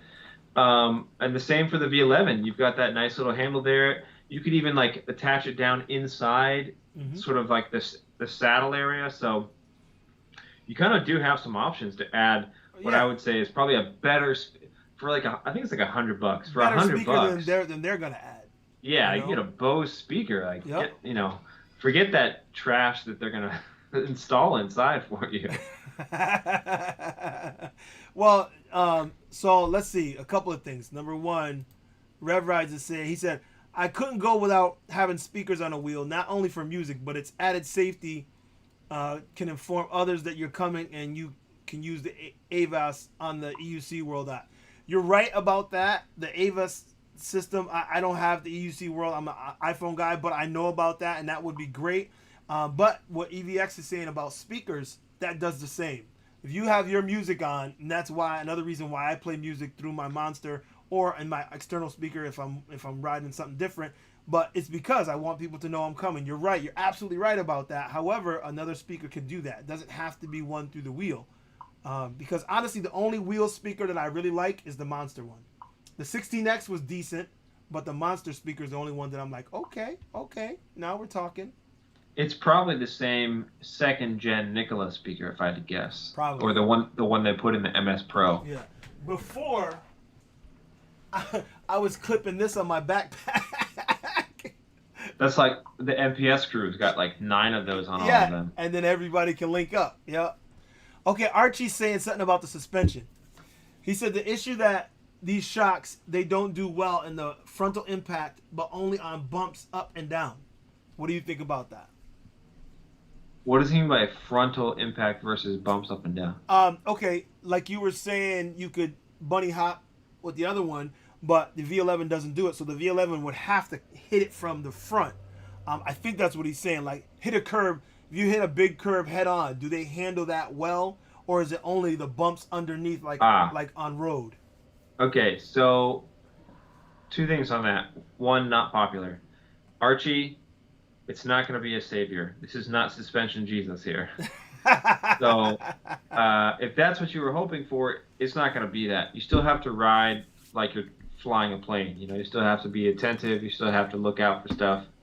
But it does, and you'll see I'm almost done editing it now, but my head-to-head video, I did another little crude test showcasing what it's like to hit a bump head-on and go over it for each of these 2 wheels. Yep.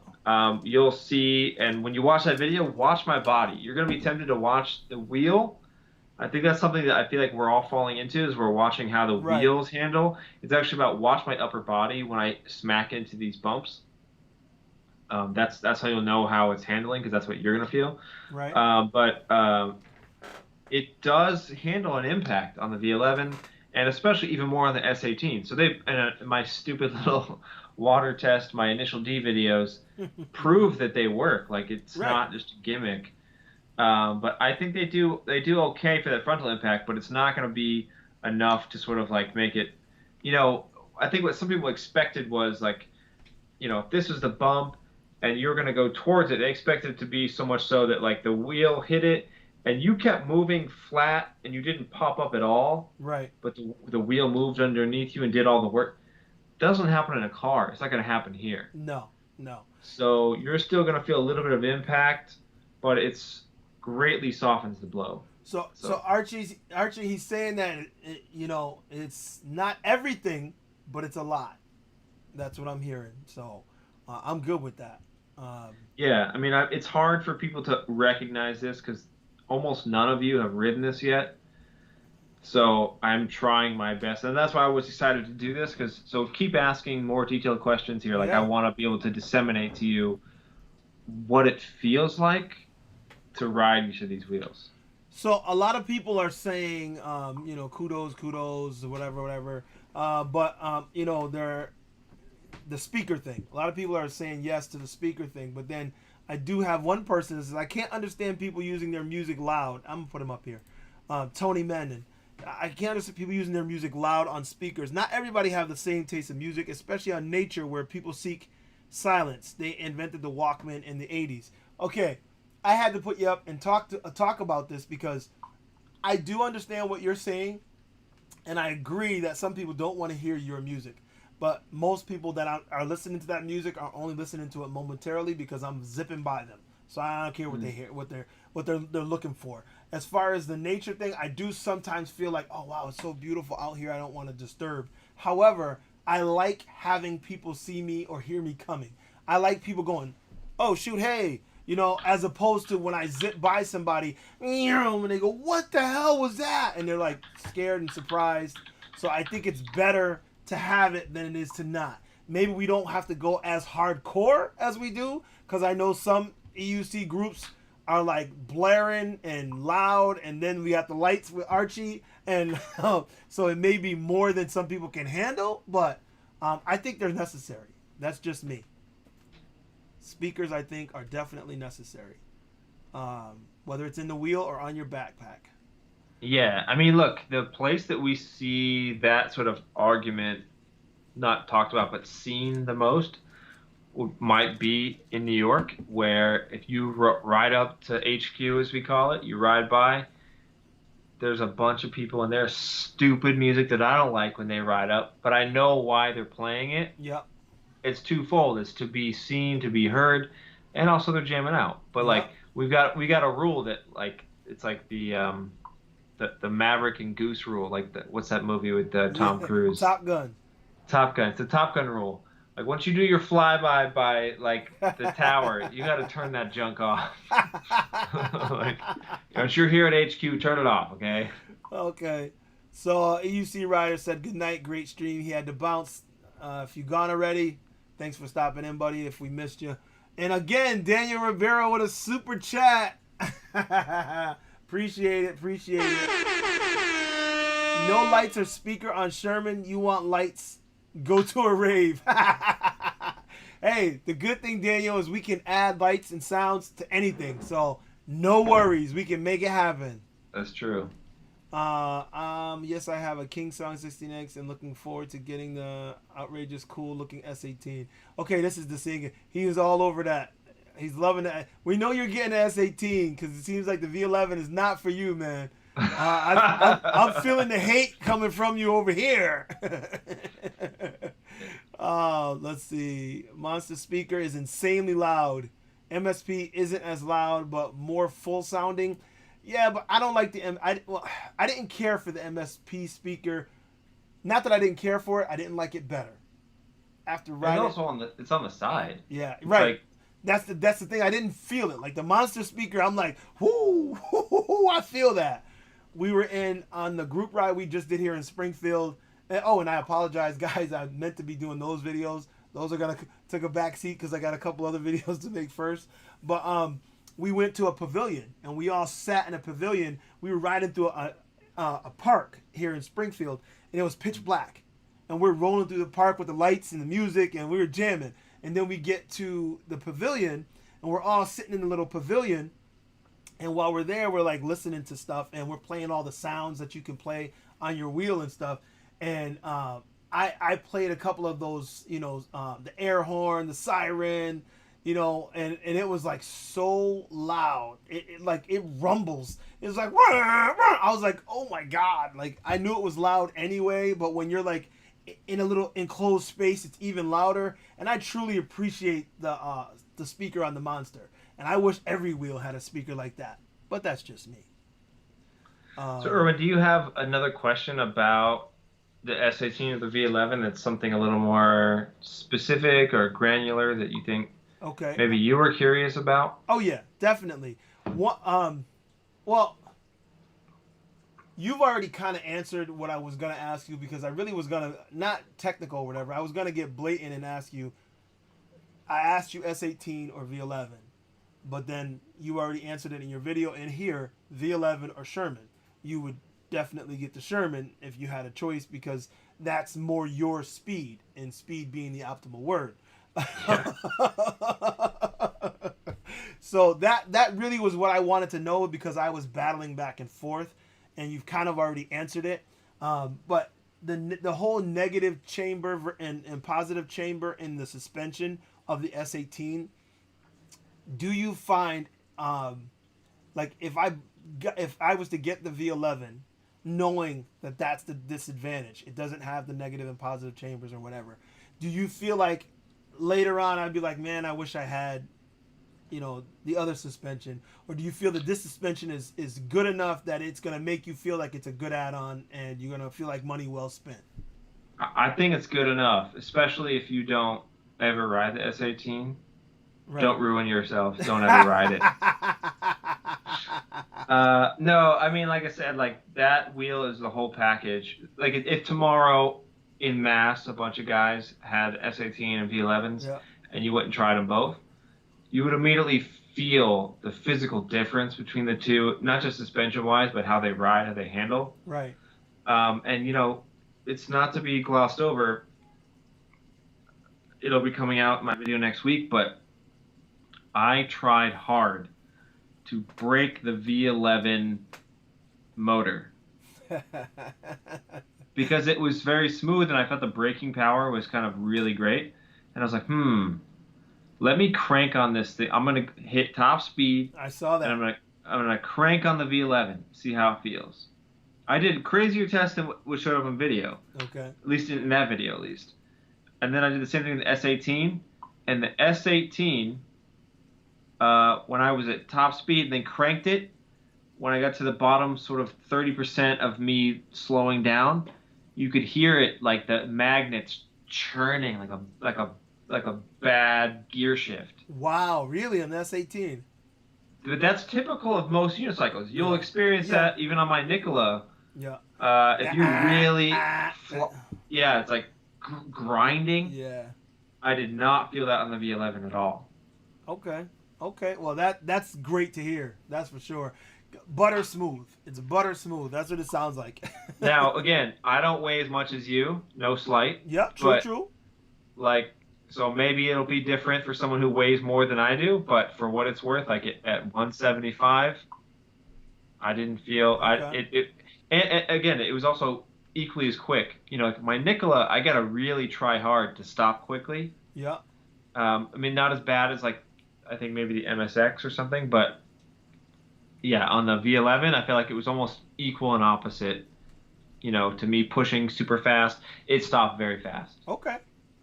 So, I mean, that's something that people need to know. I mean, you know what I mean? And I appreciate the fact that people are asking these kind of questions and that you and I are tossing them back and forth, because I think that, guys, if you're in the chat room, if there's anything else about these two wheels that you think you want to know, now's the time to ask.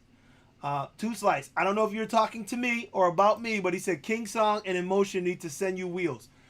I think they need to send me wheels. I don't know if you're talking about EVX, which he already assumed he was talking about me. So I'm hoping you're saying me, because I think they need both of us. Because they're already sending, well, they're not sending Mickey wheels. E-Wheels is, which is great. Yeah. I would love for us to have even continue these good relationships with people so that we can continue to see these wheels, because the questions that you're asking, it's hard to go ahead and make a $2,000 purchase without having some information about it, Let's see. I mean, and to be clear too, like for my channel specifically, I want to do wheel reviews as like an add-on to my normal content. Like for me, reviews are not the main focus, so I'm very excited to do them. But you can expect more content that's sort of more useful to your everyday riding than just. There's only so many new wheels every year, right? So there's like Right. 2 to 3 wheels a year. But beyond that, there'll be more to add value to you essentially. Let's see. Rev Rides had a question here too. Real Talk said pedal dip. Is there any pedal dip? Do you feel any pedal dip on either wheel? On the S18, I did, yeah. Yeah. Okay. And was But it when I mentioned to King Song, they were like, "Well, no one else has mentioned that." Like, okay, well, I'm not making it up. But that's something that can be addressed with like the firmware updates. So, I'm not too worried about it. Yeah. Well, we'll see what happens. Two Slice says music while riding is not safe. You need your ears. Honestly, Two Slice, you definitely need your ears, and that's why I don't put on headphones. Sometimes I want to throw on headphones or earbuds, but I don't do that because if I'm listening to music from the wheel, and it's coming from the wheel, I can still hear traffic. I can still hear pedestrians. I can still hear what's going on. I don't put it so loud that I can't hear my surroundings. So that's why I like having a speaker as opposed to having headphones. That's just me. Let's see. I agree. Blaring music straight into your ears, you jam out and listen to traffic and everything else at the same time. Well, okay. Ride with Apple Pro, no problem except battery out after approximately an hour. Okay. I was gonna use my AirPods Pro, and I don't know. I try to stick them in my ears, and I don't know. I feel funny not having that ability to hear and I know I can use the pass-through feature. The what the hell? I can't think of the feature right now, but I know they have that feature, and you can hear the surroundings, which is great. But I don't know. I still worry about it. I don't know. I'm gonna keep making efforts to try and see if I can get that, and at least try it out. Do you guys foresee wheels with a cargo rack ever existing in the future? I don't know. It's hard to say. It's called a backpack. Yeah. Yeah, we already have one. It's a backpack. Okay, here's a question. How loud is that fan? And what are the voice prompts and tones that Emotion does on the V11? Okay, two great questions. Okay, the light fan is crazy loud. Like if you are just standing still and when you turn on that light, it's like my jaw dropped. But on the other hand, like when you're riding, it's not as noticeable once you're at speed and the wind is kind of going over your ears. Right. It's not too bad. But like, let's say you're rolling in to like idle or hang out with some people or whatever on a group ride, like you might want to turn it off to hold a conversation. Wow. But I think it's because it's like 1,600 lumens or something wild like that. So it's a lot. That's a car light. Yeah, I mean it's just as bright as this little thing here. I have this specialty flashlight here that's 1,600 lumens. Is that a shred light? No, it's some other Chinese brand. Okay. But a lot of us in New York use these, and they're great because you have the light that comes out of it, but also it's got the function where you can press this and it like does it like strobe. Okay. So that's great when I'm riding in traffic. I think I touched on this in my MS Pro review, which is like when I'm riding in traffic, I can use this and just point it at somebody over here at a car, and it makes them, turn out of the way and not hit me. Whereas like just the headlight on the front doesn't do that. Right. But yeah, so okay, his second question was the voice prompts. Yep. Funny you mentioned that because I noticed and I forgot to do it. I was gonna do it to mess with Duff, but at least on the V11 you can change the voice prompts. I don't know about I don't own any Emotion wheels. Yeah. But maybe it's the same on the others. Yeah. But it gave me options to change, and some of them were hilarious. I put my voice on it. Yeah, so they give you the same kind of options, I guess. It sounds Yeah. like as other in motion wheels. So you can, but like starting out like the okay, this is like insider info, but when Jason was preparing to have the demo wheels sent over Yep. to me and I guess everyone other people that aren't affiliated with e-wheels, he said he got a glimpse of them and he said they were in shambles. And so that's why the V11 was delayed as far as like when I got it. He Oh. got on them to fix the demo wheels, and I think part of that came through with me because half the time my startup sound and turn off sound worked, and half the other time it sounded gargled. Gotcha. But when it did work, the startup sound was just like a pretty bell tone, and then when it turned off, it sounded like Cuban drums. It was like but up. Yeah. They like I said, that's why I liked In Motion because I liked all the things that they gave you. My wheel, my V8, it said when you when you turned it on, it said, "What's up, people?" I was like, "Yep, you know it's my wheel." So I just thought it was pretty good. So you could say anything you want, and then it would. That's great. Yeah. They should all offer that. Yeah, definitely. All right, so yeah, Rev Rides. He said, I don't know if I missed it, EVX, but did you check readings while riding the suspension wheel? I'm curious if the current draw is more or less or the same as the non-suspension wheel going over bumpy terrain.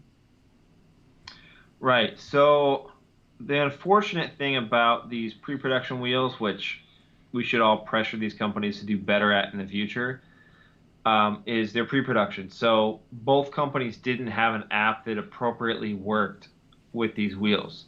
So the Kingsong app, when I first got it, sorry, they were like, just use the regular Kingsong app. Right. And it was like, in hindsight, it kind of was silly, but whatever. They should have just known better. Was that it showed that I had 100% battery. So I got it in the mail. I put it on charge for like an hour, ate some dinner, and came back out. And I checked the app and it said 100% battery. And I thought, cool, I'll take it for a ride. But I kept getting stopped at like 22 miles an hour, and I couldn't figure out why.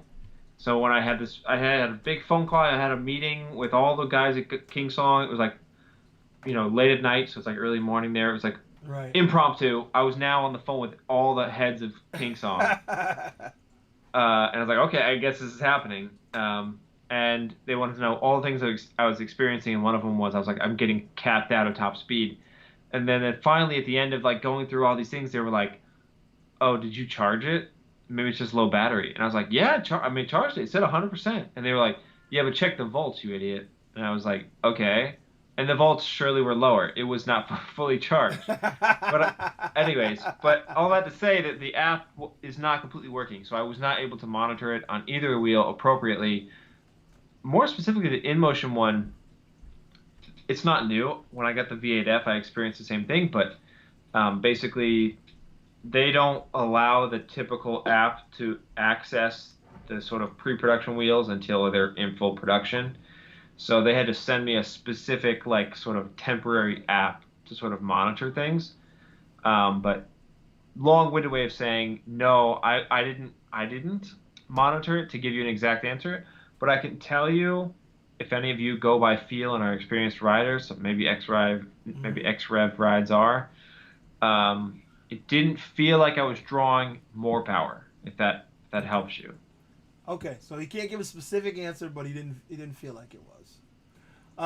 Okay, so John French says he said he pre-bought the S18. Will he need some kind of additional padding for grip? I think the S18 built in those little like indents, right, so you can grip it a little bit. So this was a big concern that I brought up to them and other reviewers brought up to them, was their padding was not up to par on the S18. Okay. And if you look at some of the latest stuff that Kingsong released, they are increasing the padding on there for better grip. Okay. Considerably at the top, like it was a perfect sort of flush from the plastic to the padding, which ironically is not good, right? Because you need a little bit more extra. Because what happening was my knee was just touching the hard plastic. I was getting like a bruise. Yeah. So they promise that that's being fixed. There's going to be a thicker. But on the other hand, it's going to be better. What is it going to be? I don't know. It's going to be better. Yeah, exactly. But so Sorry, inside joke. so also, but look, if you need to, that guy Frank in Germany, who if you guys don't know about him and you haven't messaged me already, he created those power pads I used on the side of my S18 review. Mm-hmm. He's actually created some custom pads specifically for the S18 now. Mm-hmm. Because I was like, yo, you should get on this. You can make some money off of it. Yeah. So if you find after you purchase it that it's still not working for you, definitely try out Frank's pads, see if they work for you. I know Fees in the UK is the first one to have those custom pads, so he Yeah. might put like a little review out Yeah. sometime soon on Yeah. that. He put out a photo of him, but yeah, he may come out with more. And what's up to you, Fees? I know he's asleep by now. They're like 6 hours ahead of us. Oh yeah. So, oh wait, there was a question here. That's what I was gonna get. Okay, can you elaborate on the throttling curves on both wheels? Yeah, so the V11 throttling curve seems to be a little bit better than the S18. And they actually, this is why the title of my video was from a company that listens. InMotion put out a poll in their chat room and I think even on their Facebook page of how people wanted the throttling curve to work. Okay. They gave two options, and I think the stronger option one, which was you get 55 kilometers an hour down to 80%, and then you have 50 kilometers an hour or 31 miles an hour from 80 down to 30%. And then from there, I forget exactly, but that's how the curve works. So they had two options, but the people spoke, and that's what they voted for, and Yeah. they picked that. Now, on the other hand, the King song is just the same old, same old. I believe the curve is 50 kilometers an hour at 100% battery, obviously, and then you get down to about 40-ish%, somewhere around there is when you then get throttled down to a lower speed. But So, well, I mean, it's good that they listened. Throttling is throttling. I mean, if it was left up to us, you'd have all your power all the way down to 10%. But you know, it doesn't work that way. That's not how it's designed. They designed it. So, right now, I'm happy with what they did. Once I get it, we'll see. So, Real Talk has a question that's probably on a lot of people's mind. Can the V11 coexist in a group ride with a pack of Shermans?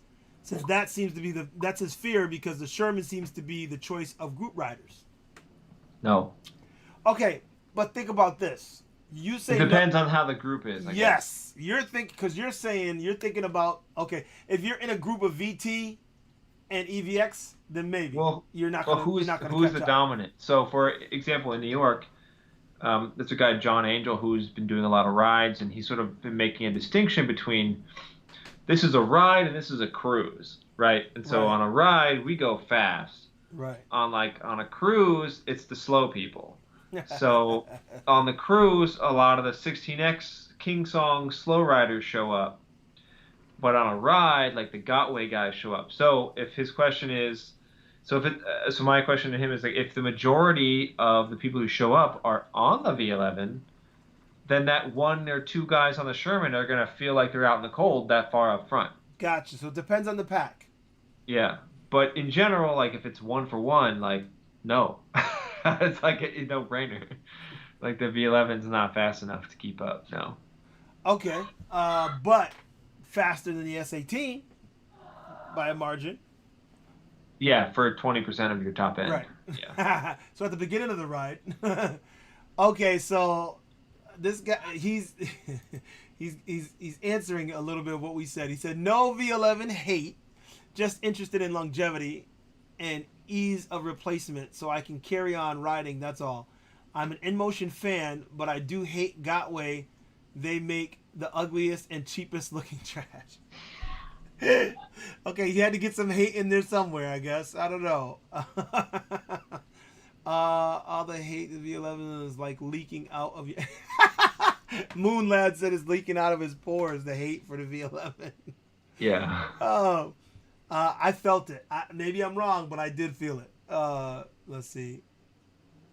I agree with you, Electric Unicycle Adventures. E-Wheels should send Black Cobra wheels. Hear that, Jason? So let's see. Sensei Vegan. Oh, excellent live stream, brothers. Peace and safe riding. Sensei Vegan, welcome to the crew, man. He put out some videos recently. He just started riding, and it's great because when you watch a new rider going through their integration into this world of EUC, you remember vividly. You're like, I remember that feeling, that sense of accomplishment when I got this, and so I love that. So I appreciate reliving it through your videos recently, Sensei Vegan. Let's see. What's up, guys? What's going on? I want to know if it screams, please decelerate like King Song. Does it say? I mean, no, I didn't hear that, but like I said, my notification noises were kind of screwy. So my that whole system was kind of weird. So I didn't hear much. I did feel the tilt back, which is actually not too aggressive. It was. I feel like the V11 tilt back was somewhere between the King Song and the Gotwood tilt back. It wasn't too strong. It wasn't too light. It was just kind of right in the middle. Okay. Archie says, I know that Sebastian from EUC World is now working on implementation of V11 and Sherman. Okay, that's good. Tell him to work on implementation for iOS. Yeah, it's funny you say that because I think I spoke to him online once and he was like, I wish I could, but it just costs money or whatever. And I think no, I asked him if he could get EUC World onto iOS, right? That's what we're talking about here. Yeah. And he was like, oh, it's a lot of money. I get that. Part of my job, my day job, I did some VR work and I deal with porting stuff into different platforms. Listen, my plea to him is, I like Darkness Bot, but I feel like I would love EUC World better, and I'm an iPhone guy. Yeah. Listen, just design your app for Android, pay a guy on Fiverr.com to port it to iOS for a couple $100. Yep. Listen, I will pay $7, $8, $10 for your app. If it's good enough, I will pay the money. A lot of people will pay their money for that app. So worth the investment. And look, then just hire that guy every 6 months. So iOS people so if you're that, destitute for money, like every 6 months I can expect an update to my iOS. Whereas maybe the Android people get it every few days. Yep. Worth it to me. Yeah, see, Moonlad and Vincent, they all say the same thing, where they're asking, would you pay for them to port? Yes, I would pay for them to port it over to iOS, please. I wouldn't pay more than $10. No. But I mean, I'm not saying a lot, but even $5 from all the users is a lot. So how much better EUC World is compared to Darkness Bot? A lot, from what I understand, because everybody uses it. Let's put it this way. It's such a big difference that I'm considering getting a second phone, an Android phone, just to use with this stupid app. So, I mean, on the other side of that, the people who design the Darkness Bot app, like, if they're listening to this, maybe up your game and make it better to the EUC World, and then we've got some competition going on here. Yep. Competition is always great. I love Darkness Bot, but I have felt lately that it's not 100% accurate. I feel like it's a little off, and I really would like to use EUC World and the features, that whole what is it, Avis system, the ability, and then that Harley Davidson thing. I know it was like gimmicky, but I love the idea of as you move, whatever sound gets louder and ramps up. I love that. So little things like that. I wish they could do both sides. Do it for both. Yeah, totally. Let's see. Jack says, hands down, throttling sucks unless I'm behind it in your car. Okay. Or are you talking about throttling someone? I don't know. Let's see. Can throttle to lower max speed to 20 miles per hour. Do you have the info on the extra battery for the S18? Oh, did you hear about that? Extra battery for the S18? How that might work? I don't know how it would work, but I heard it died. Oh, okay. That whole external battery thing. But a lot of guys online have asked me about it and been like, oh, the one wheel has an external battery. And I was like, yeah, not an official external battery. I Right. don't think for the one wheel. They geared it up like they made that. But it's like, bro, the S18, the way it's geared to like kind of be ridden really off road. Do you really want to have some potential attachment when you fall off a big jump? Like, that sounds ridiculous to me.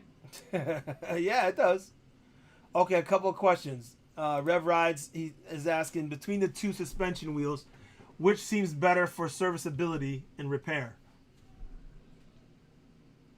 I mean, that's. Okay, so on the one hand, you can easily just replace the S18 one. Like if you actually screwed up just the shock itself, you could replace that. Also, but if you messed up the sort of like suspension system they set up with the S18, Yeah. potentially those parts could be sent out to you to be repaired and just replaced, like the big like A-frame looking pieces. But if it's something more severe than that, it might be more trouble for the S18. On the other side of that, the V11, I don't really know how you could screw up the suspension on that or how it would fail, other than maybe it not holding the air anymore, maybe. And in that case, there's just like it's a long shaft that you could purchase, or maybe if it's under warranty, they would send you that you would replace. The biggest thing I feel like is the biggest, like potential failure point on the V11, or one of two, I guess, is underneath there's that red valve cover. Right, right.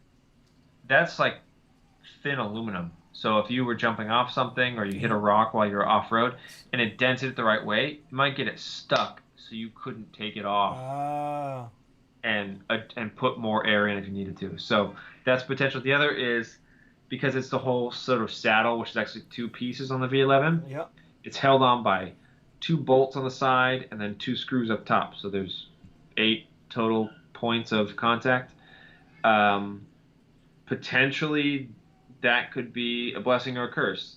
Meaning, like, if you break something like that, it's easy to sort of replace. It's on like a track system. It slides right off and you just replace that part. On the other hand, it might break easier. Gotcha. So it's kind of a trade-off. So again, if it falls back or brings us back to the same kind of thing we were talking, is that because you don't have that wheel that you can really actually go hard and break and crack and destroy, it's hard for you to say. So, again, you're figuratively answering what you believe would happen, or speculatively actually answering what you believe would happen. So, but I mean, you're the best thing we have because you've actually had hands-on to both wheels. So we appreciate it. I took apart the V11 at one point. Okay. I completely took it apart just to see what the inside was like. Yeah.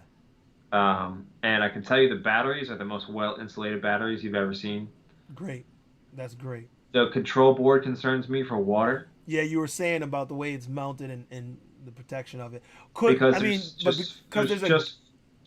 a gap, couldn't you put something on it, like cover it better?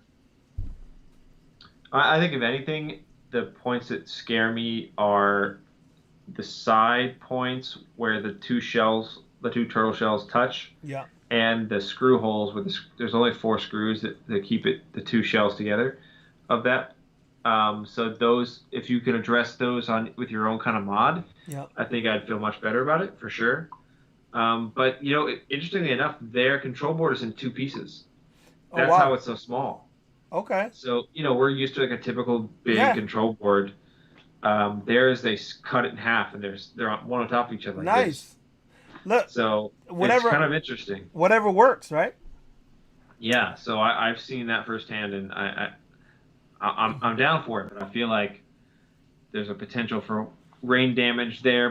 And also like the back side of that front light has a giant fan, like the loud fan. Yeah. If it was raining and it somehow was going into that, you could potentially ruin your light. Potentially. Oh, okay. Yeah. Well, these are all good points and things to think about, And just so you guys know, sorry about that. My other camera froze and it's giving me an error, so I switched to my backup laptop camera. Luckily, I have that. So, So here is Jack's asking, why do EUCs cut out rather than just slow down? We love you, Jack, but that's a question that gets asked a lot, and it's Yeah. somewhat complicated, but somewhat simple. Yep. It's too much to answer. Listen, cutouts are the thing that we hate the most, and we wish we could completely, get rid of. But um, I look at it like it's one of those things that you have to always know it's possible. You have to know what your weight and your wheel, what your ratio is really, because your ratio, you get to know it as you ride whatever wheel you're riding. I learned it quickly on the 16X the hard way, so you get to realize what it is. But it's a reality. Every wheel there's a possibility, so we just have to live with it. It's sort of like the Gotway shells. I'm sorry. Vincent was asking, does the V11 have individual cell monitoring? What is this smart about the BMS? So the smart BMS is one of the features that I'm really excited about, but is unsexy to sort of show/talk about. So the smart BMS on that just means that you might have heard the super enthusiast type guys on the internet or in chat rooms talking about maybe their batteries coming out of phase, or like just sort of like just being unbalanced, or some recently some guys on the internet are famous because their wheels caught fire, Yeah. like that guy Jorge in New York City, good friend Yep. of ours. He was riding a monster bought third party from an extra AliExpress dealer who did an extra thing, and Lumo. It's a Lumo wheel. don't do that. But it monitors the batteries to make sure they stay in sync, so they stay in phase. It monitors them to make sure that nothing goes awry, and if it does go awry, it's set up in such a way that it'll make your wheel just not turn on, so that it won't be a risk of fire. So the little things that hopefully none of us ever have to deal with, it's monitoring to make sure that it doesn't sort of explode, so to speak. Okay. Rev Rides is saying thanks for all the answers, Mickey. Very thought out and knowledgeable. Appreciate that, yeah. Mickey does his homework, guys. He does his homework. I keep it entertaining in the videos, but I definitely like dive deep behind the scenes. Battery pack okay, people are talking about the battery pack thing. In case you missed it, he was saying that he believes that they killed that idea. But Archie has a backpack that he plugs in. If you want, you want to put an explosive battery pack on your back, Archie says he has a spare pack. He'll hook you up. Okay, on the V11, let me put it up. On the V11, does the shell use threaded inserts or is it straight into the plastic? If no inserts, may not hold tension to prevent water ingress. I think that's what you were saying about the screw holes, right? Something about the inserts, whether they're going to get water in them or not. And I don't know, you pulled it apart. When you pulled it apart, did you feel like they had plastic inserts in there? So, you mean for the control board? I think it says on the V11, does the shell use threaded inserts? Or is it straight into plastic? Oh, yeah. It's like, you mean like the metal piece that's in like the newer. Yeah, it's threaded. Some places are threaded, some places aren't. But also like the degree of like how the shell, like I said, the battery's well insulated. Yeah. It's got a double shell there. So the batteries themselves are in like a plastic shell, so much like a car battery would be. Right. And then there's the outer shell on top of that as well. Okay. So you've got two, like I rode it through water and I'd done water tests with it. So there was places where I was like, oh man, there's a lot of water here. But then I would take that outer shell off and notice, and then the inner, there was nothing in the inner shell. So okay, well that's good. So they've done a pretty good job with the batteries, at least. I'm not saying they did a bad job with the control board. I'm just saying that's the most concerning for me, and I would have loved to have been able to test it longer and just stress test to see where it fails. Right. Okay, guys, we're winding down. I'm trying to scroll through here, so I'm definitely not going to get to all of the rest. Individual cell monitoring on your Nikola. Okay, I'm not going to go into that. You make sure your settings, the right voltage could cause mismatch on the battery percentage. But yeah, so that's Vincent and the people asking that. It does have individual cell monitoring. I think that the CEO mentioned that in one of his like interviews. Maybe he did it with Yuko, maybe? I don't know. Yeah. There's definitely stuff on the internet where he talks about that. Okay. Um, Uh, yeah, so the mismatch in battery percentage, it can fix it, but I think it's if it's beyond fixing for some reason, it will make sure that your wheel can't turn on to prevent fire. okay. That's good. Because it's like if it's beyond like 10% difference or something, that's when you have instant fire. That's what happened to Jorge's wheel. So it Hmm. just started dropping. The left was out of sync with the right to the Right. point where so that's why it caught fire while mid ride. That's crazy. That scared the crap out of me. Yeah, so In Motion actually has been thinking about how to fix those things. Like I said, not really sexy because it doesn't happen very often, but it's good to know it's there in case it ever did happen to your wheel. You wouldn't even know it happened. It would just kind of solve it for you. That's good. So Tony's saying, I'm waiting for my Monster V3 100 volt from Lumo. Uh-oh. The 2660 watt hour version. Should I be worried? If Yes. you got a wheel from Lumo, yes. I don't know how long ago you ordered it, but this has been out for a little bit now. These are the guys behind these, several of these exploding wheels. So whatever they're doing, trying to make stuff more batteries in, is not a good thing. So I would say I would not get a wheel from them at all. And the good side of that is these companies, even Gotway and Kingsong, have kind of seen that and some of them have taken that as a hint that they should put more, Yeah, specifically Gotway, put more yeah, batteries in their wheels. yeah, definitely. Smart BMS, you talked about that, and to get the 20% of that speed, blah blah blah. Hello, I have an MSX 84 volt. Can I change the batteries to 100 volt, or is dangerous? No, you You cannot. cannot change from an 84 to 100 volt. It's not just the batteries that are different. It's the control board, it's the MOSFETs, it's the motor Everything. phase wires, all that. Well, let's put it to you this way. I have one of the first version 3 100 volt monsters, and I was kind of upset because I wanted the T6 headlights. I wanted those dual T6 headlights. And I was like, "Well, can I just change it?" And in talking to Archie and others, they're like, "No, because the control board is different, and to be able to support those T6 headlights, there's other sacrifices. Like supposedly the first version of the V3 is a little faster than the other models with the dual headlights. That's according to Archie, and he explained it to me. Of course, I don't have enough to know just that. I mean, I'm not that deep into it, but I know that changing is not what you want to do. You get only modifications that you should get are those that are made either at the factory or with someone like the MSS that Daniel is doing in the UK. He's working hand in hand with Gotway while he's doing those modifications. The problem comes when people modify part of the wheel and not the other. You can't modify the voltage, the batteries, and stuff without modifying the board to make sure it handles that. The BMS has to be set to whatever you're working with. So that's too dangerous to even be thinking about those kind of things. Let's see here. Archie saying something. People need to be aware what they're dealing with. If you see that you have a drop in range or somehow mysteriously your wheel is charging 3 times faster than before, there's an issue. Okay. Um, let's see. Open up the battery. Didn't you just get your 16X? LOL.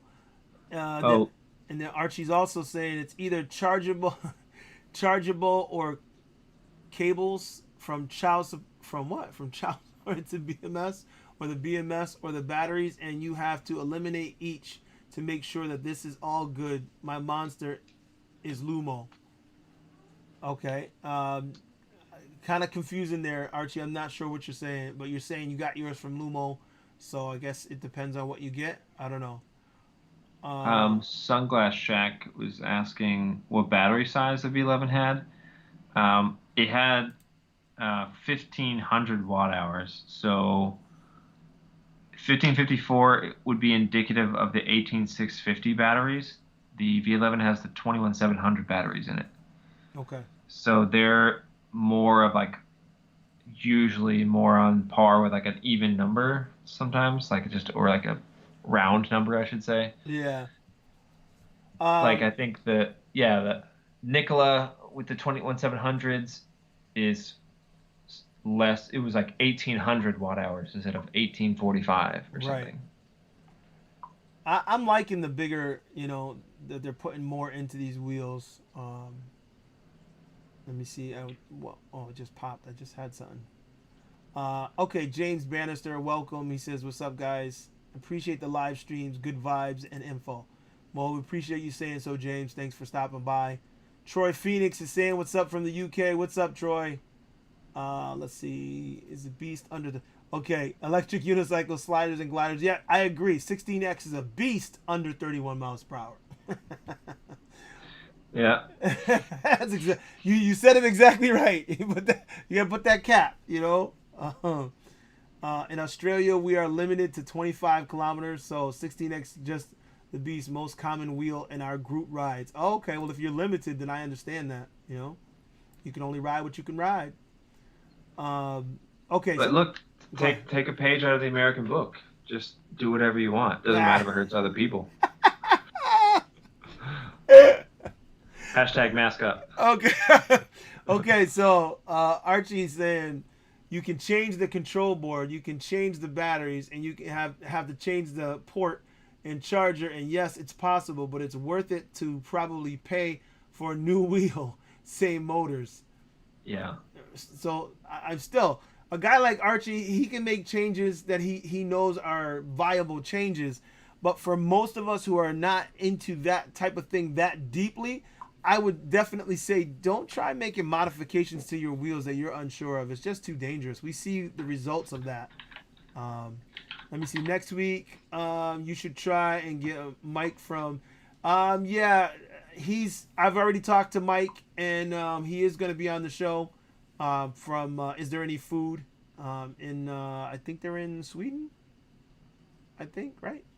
Yeah, That sounds about right. yeah, he's gonna be on the show, guys, coming up. So it's the second time he's telling me. Yeah, I definitely already spoke to him, so we're definitely gonna have him on the show soon. Tear down and put it on YouTube. Okay. I guess Brendan said he must have tore it down. He said they should put it on YouTube if he did a tear down.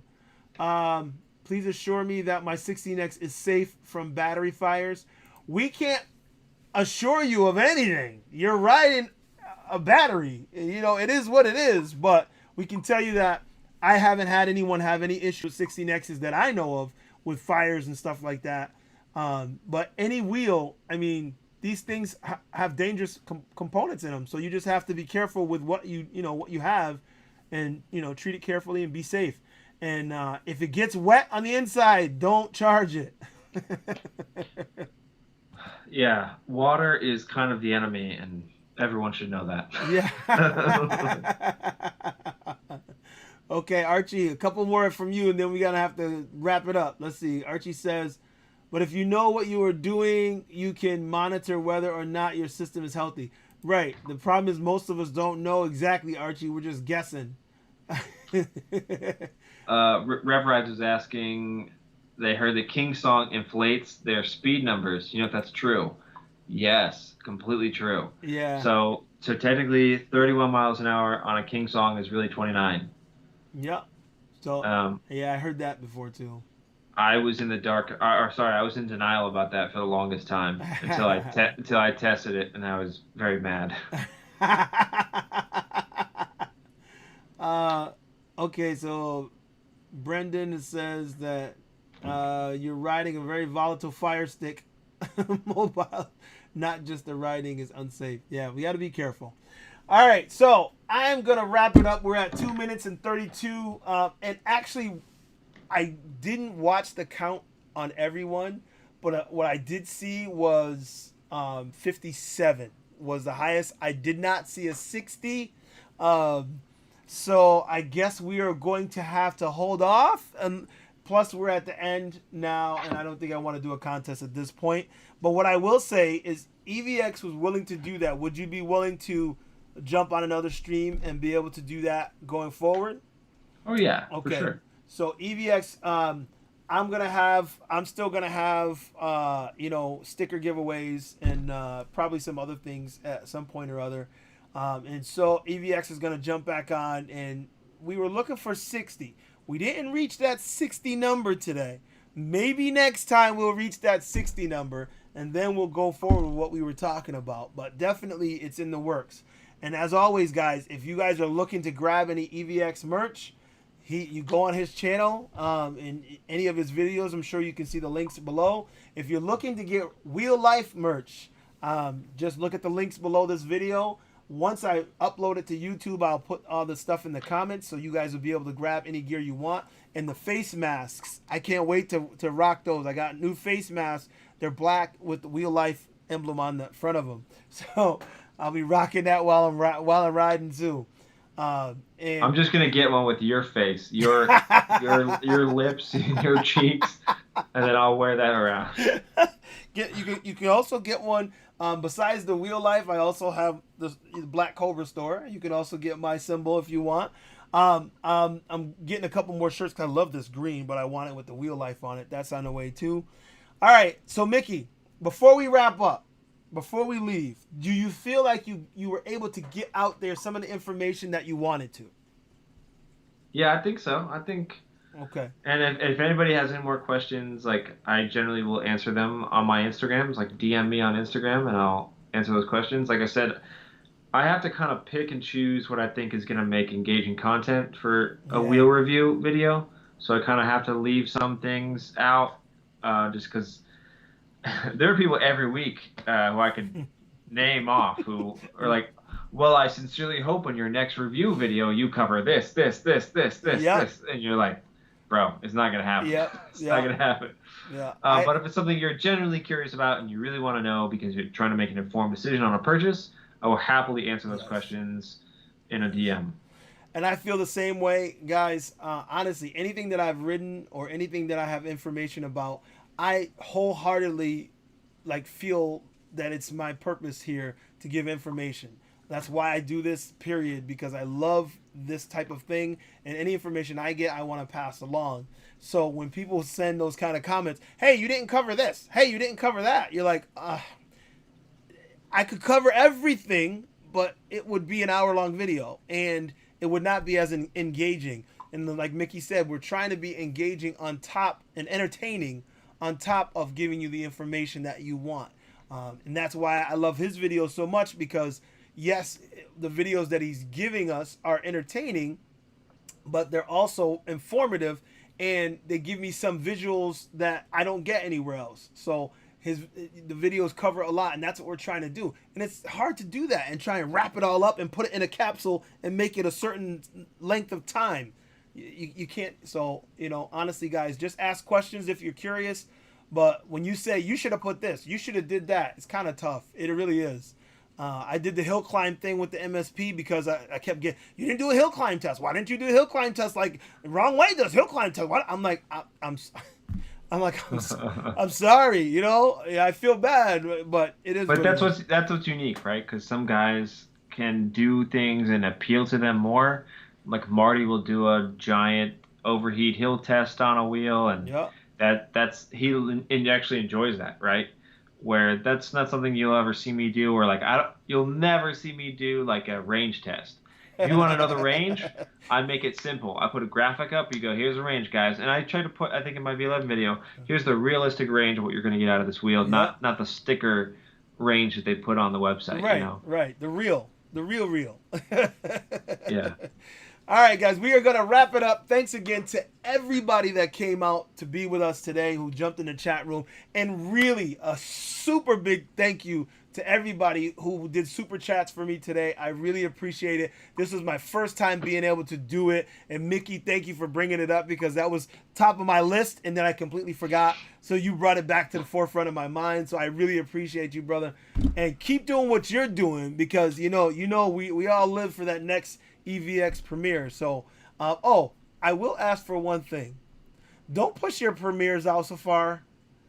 Because when you at a premiere set and it's like days and days, I'm like, And I'm like, okay, look, I want a premiere that's close. So it's like in a couple, 2 days. Okay, I can wait that long. I hate waiting. I'm an impatient dude. And I was like, Mickey! Yeah, I'm just trying stuff, man. You know, like my channel's pretty new, so I'm just trying Yeah. to see what happens, see what people think, see what works. So Yeah. I'll take that into consideration. Yeah, you gonna put it in a circular file? I get it. Okay. Look, I didn't do a what do you call it, like a premiere for today's video. I just Right. put it out. And now I'm glad I knew it was coming. And then when I said, oh yeah, he did say that. So, but at any rate, I do appreciate it. If there's any final words you want to say, no. Thank you so much for having me. All right. It was Well, fun. I appreciate you, bro, and everybody out there does too, as you can see. So until next time, guys, tune in next Wednesday. I'll let you know who's gonna be on it. And I apologize. Well, I don't apologize. I wish it had gone differently because it wasn't on my end. But whatever is going on, we will have to have the NPS crew, the rest of them, we will have to have them back on another show and try again because we tried to get them into this show and it didn't work. Good special guest, but didn't happen. Hey, yeah.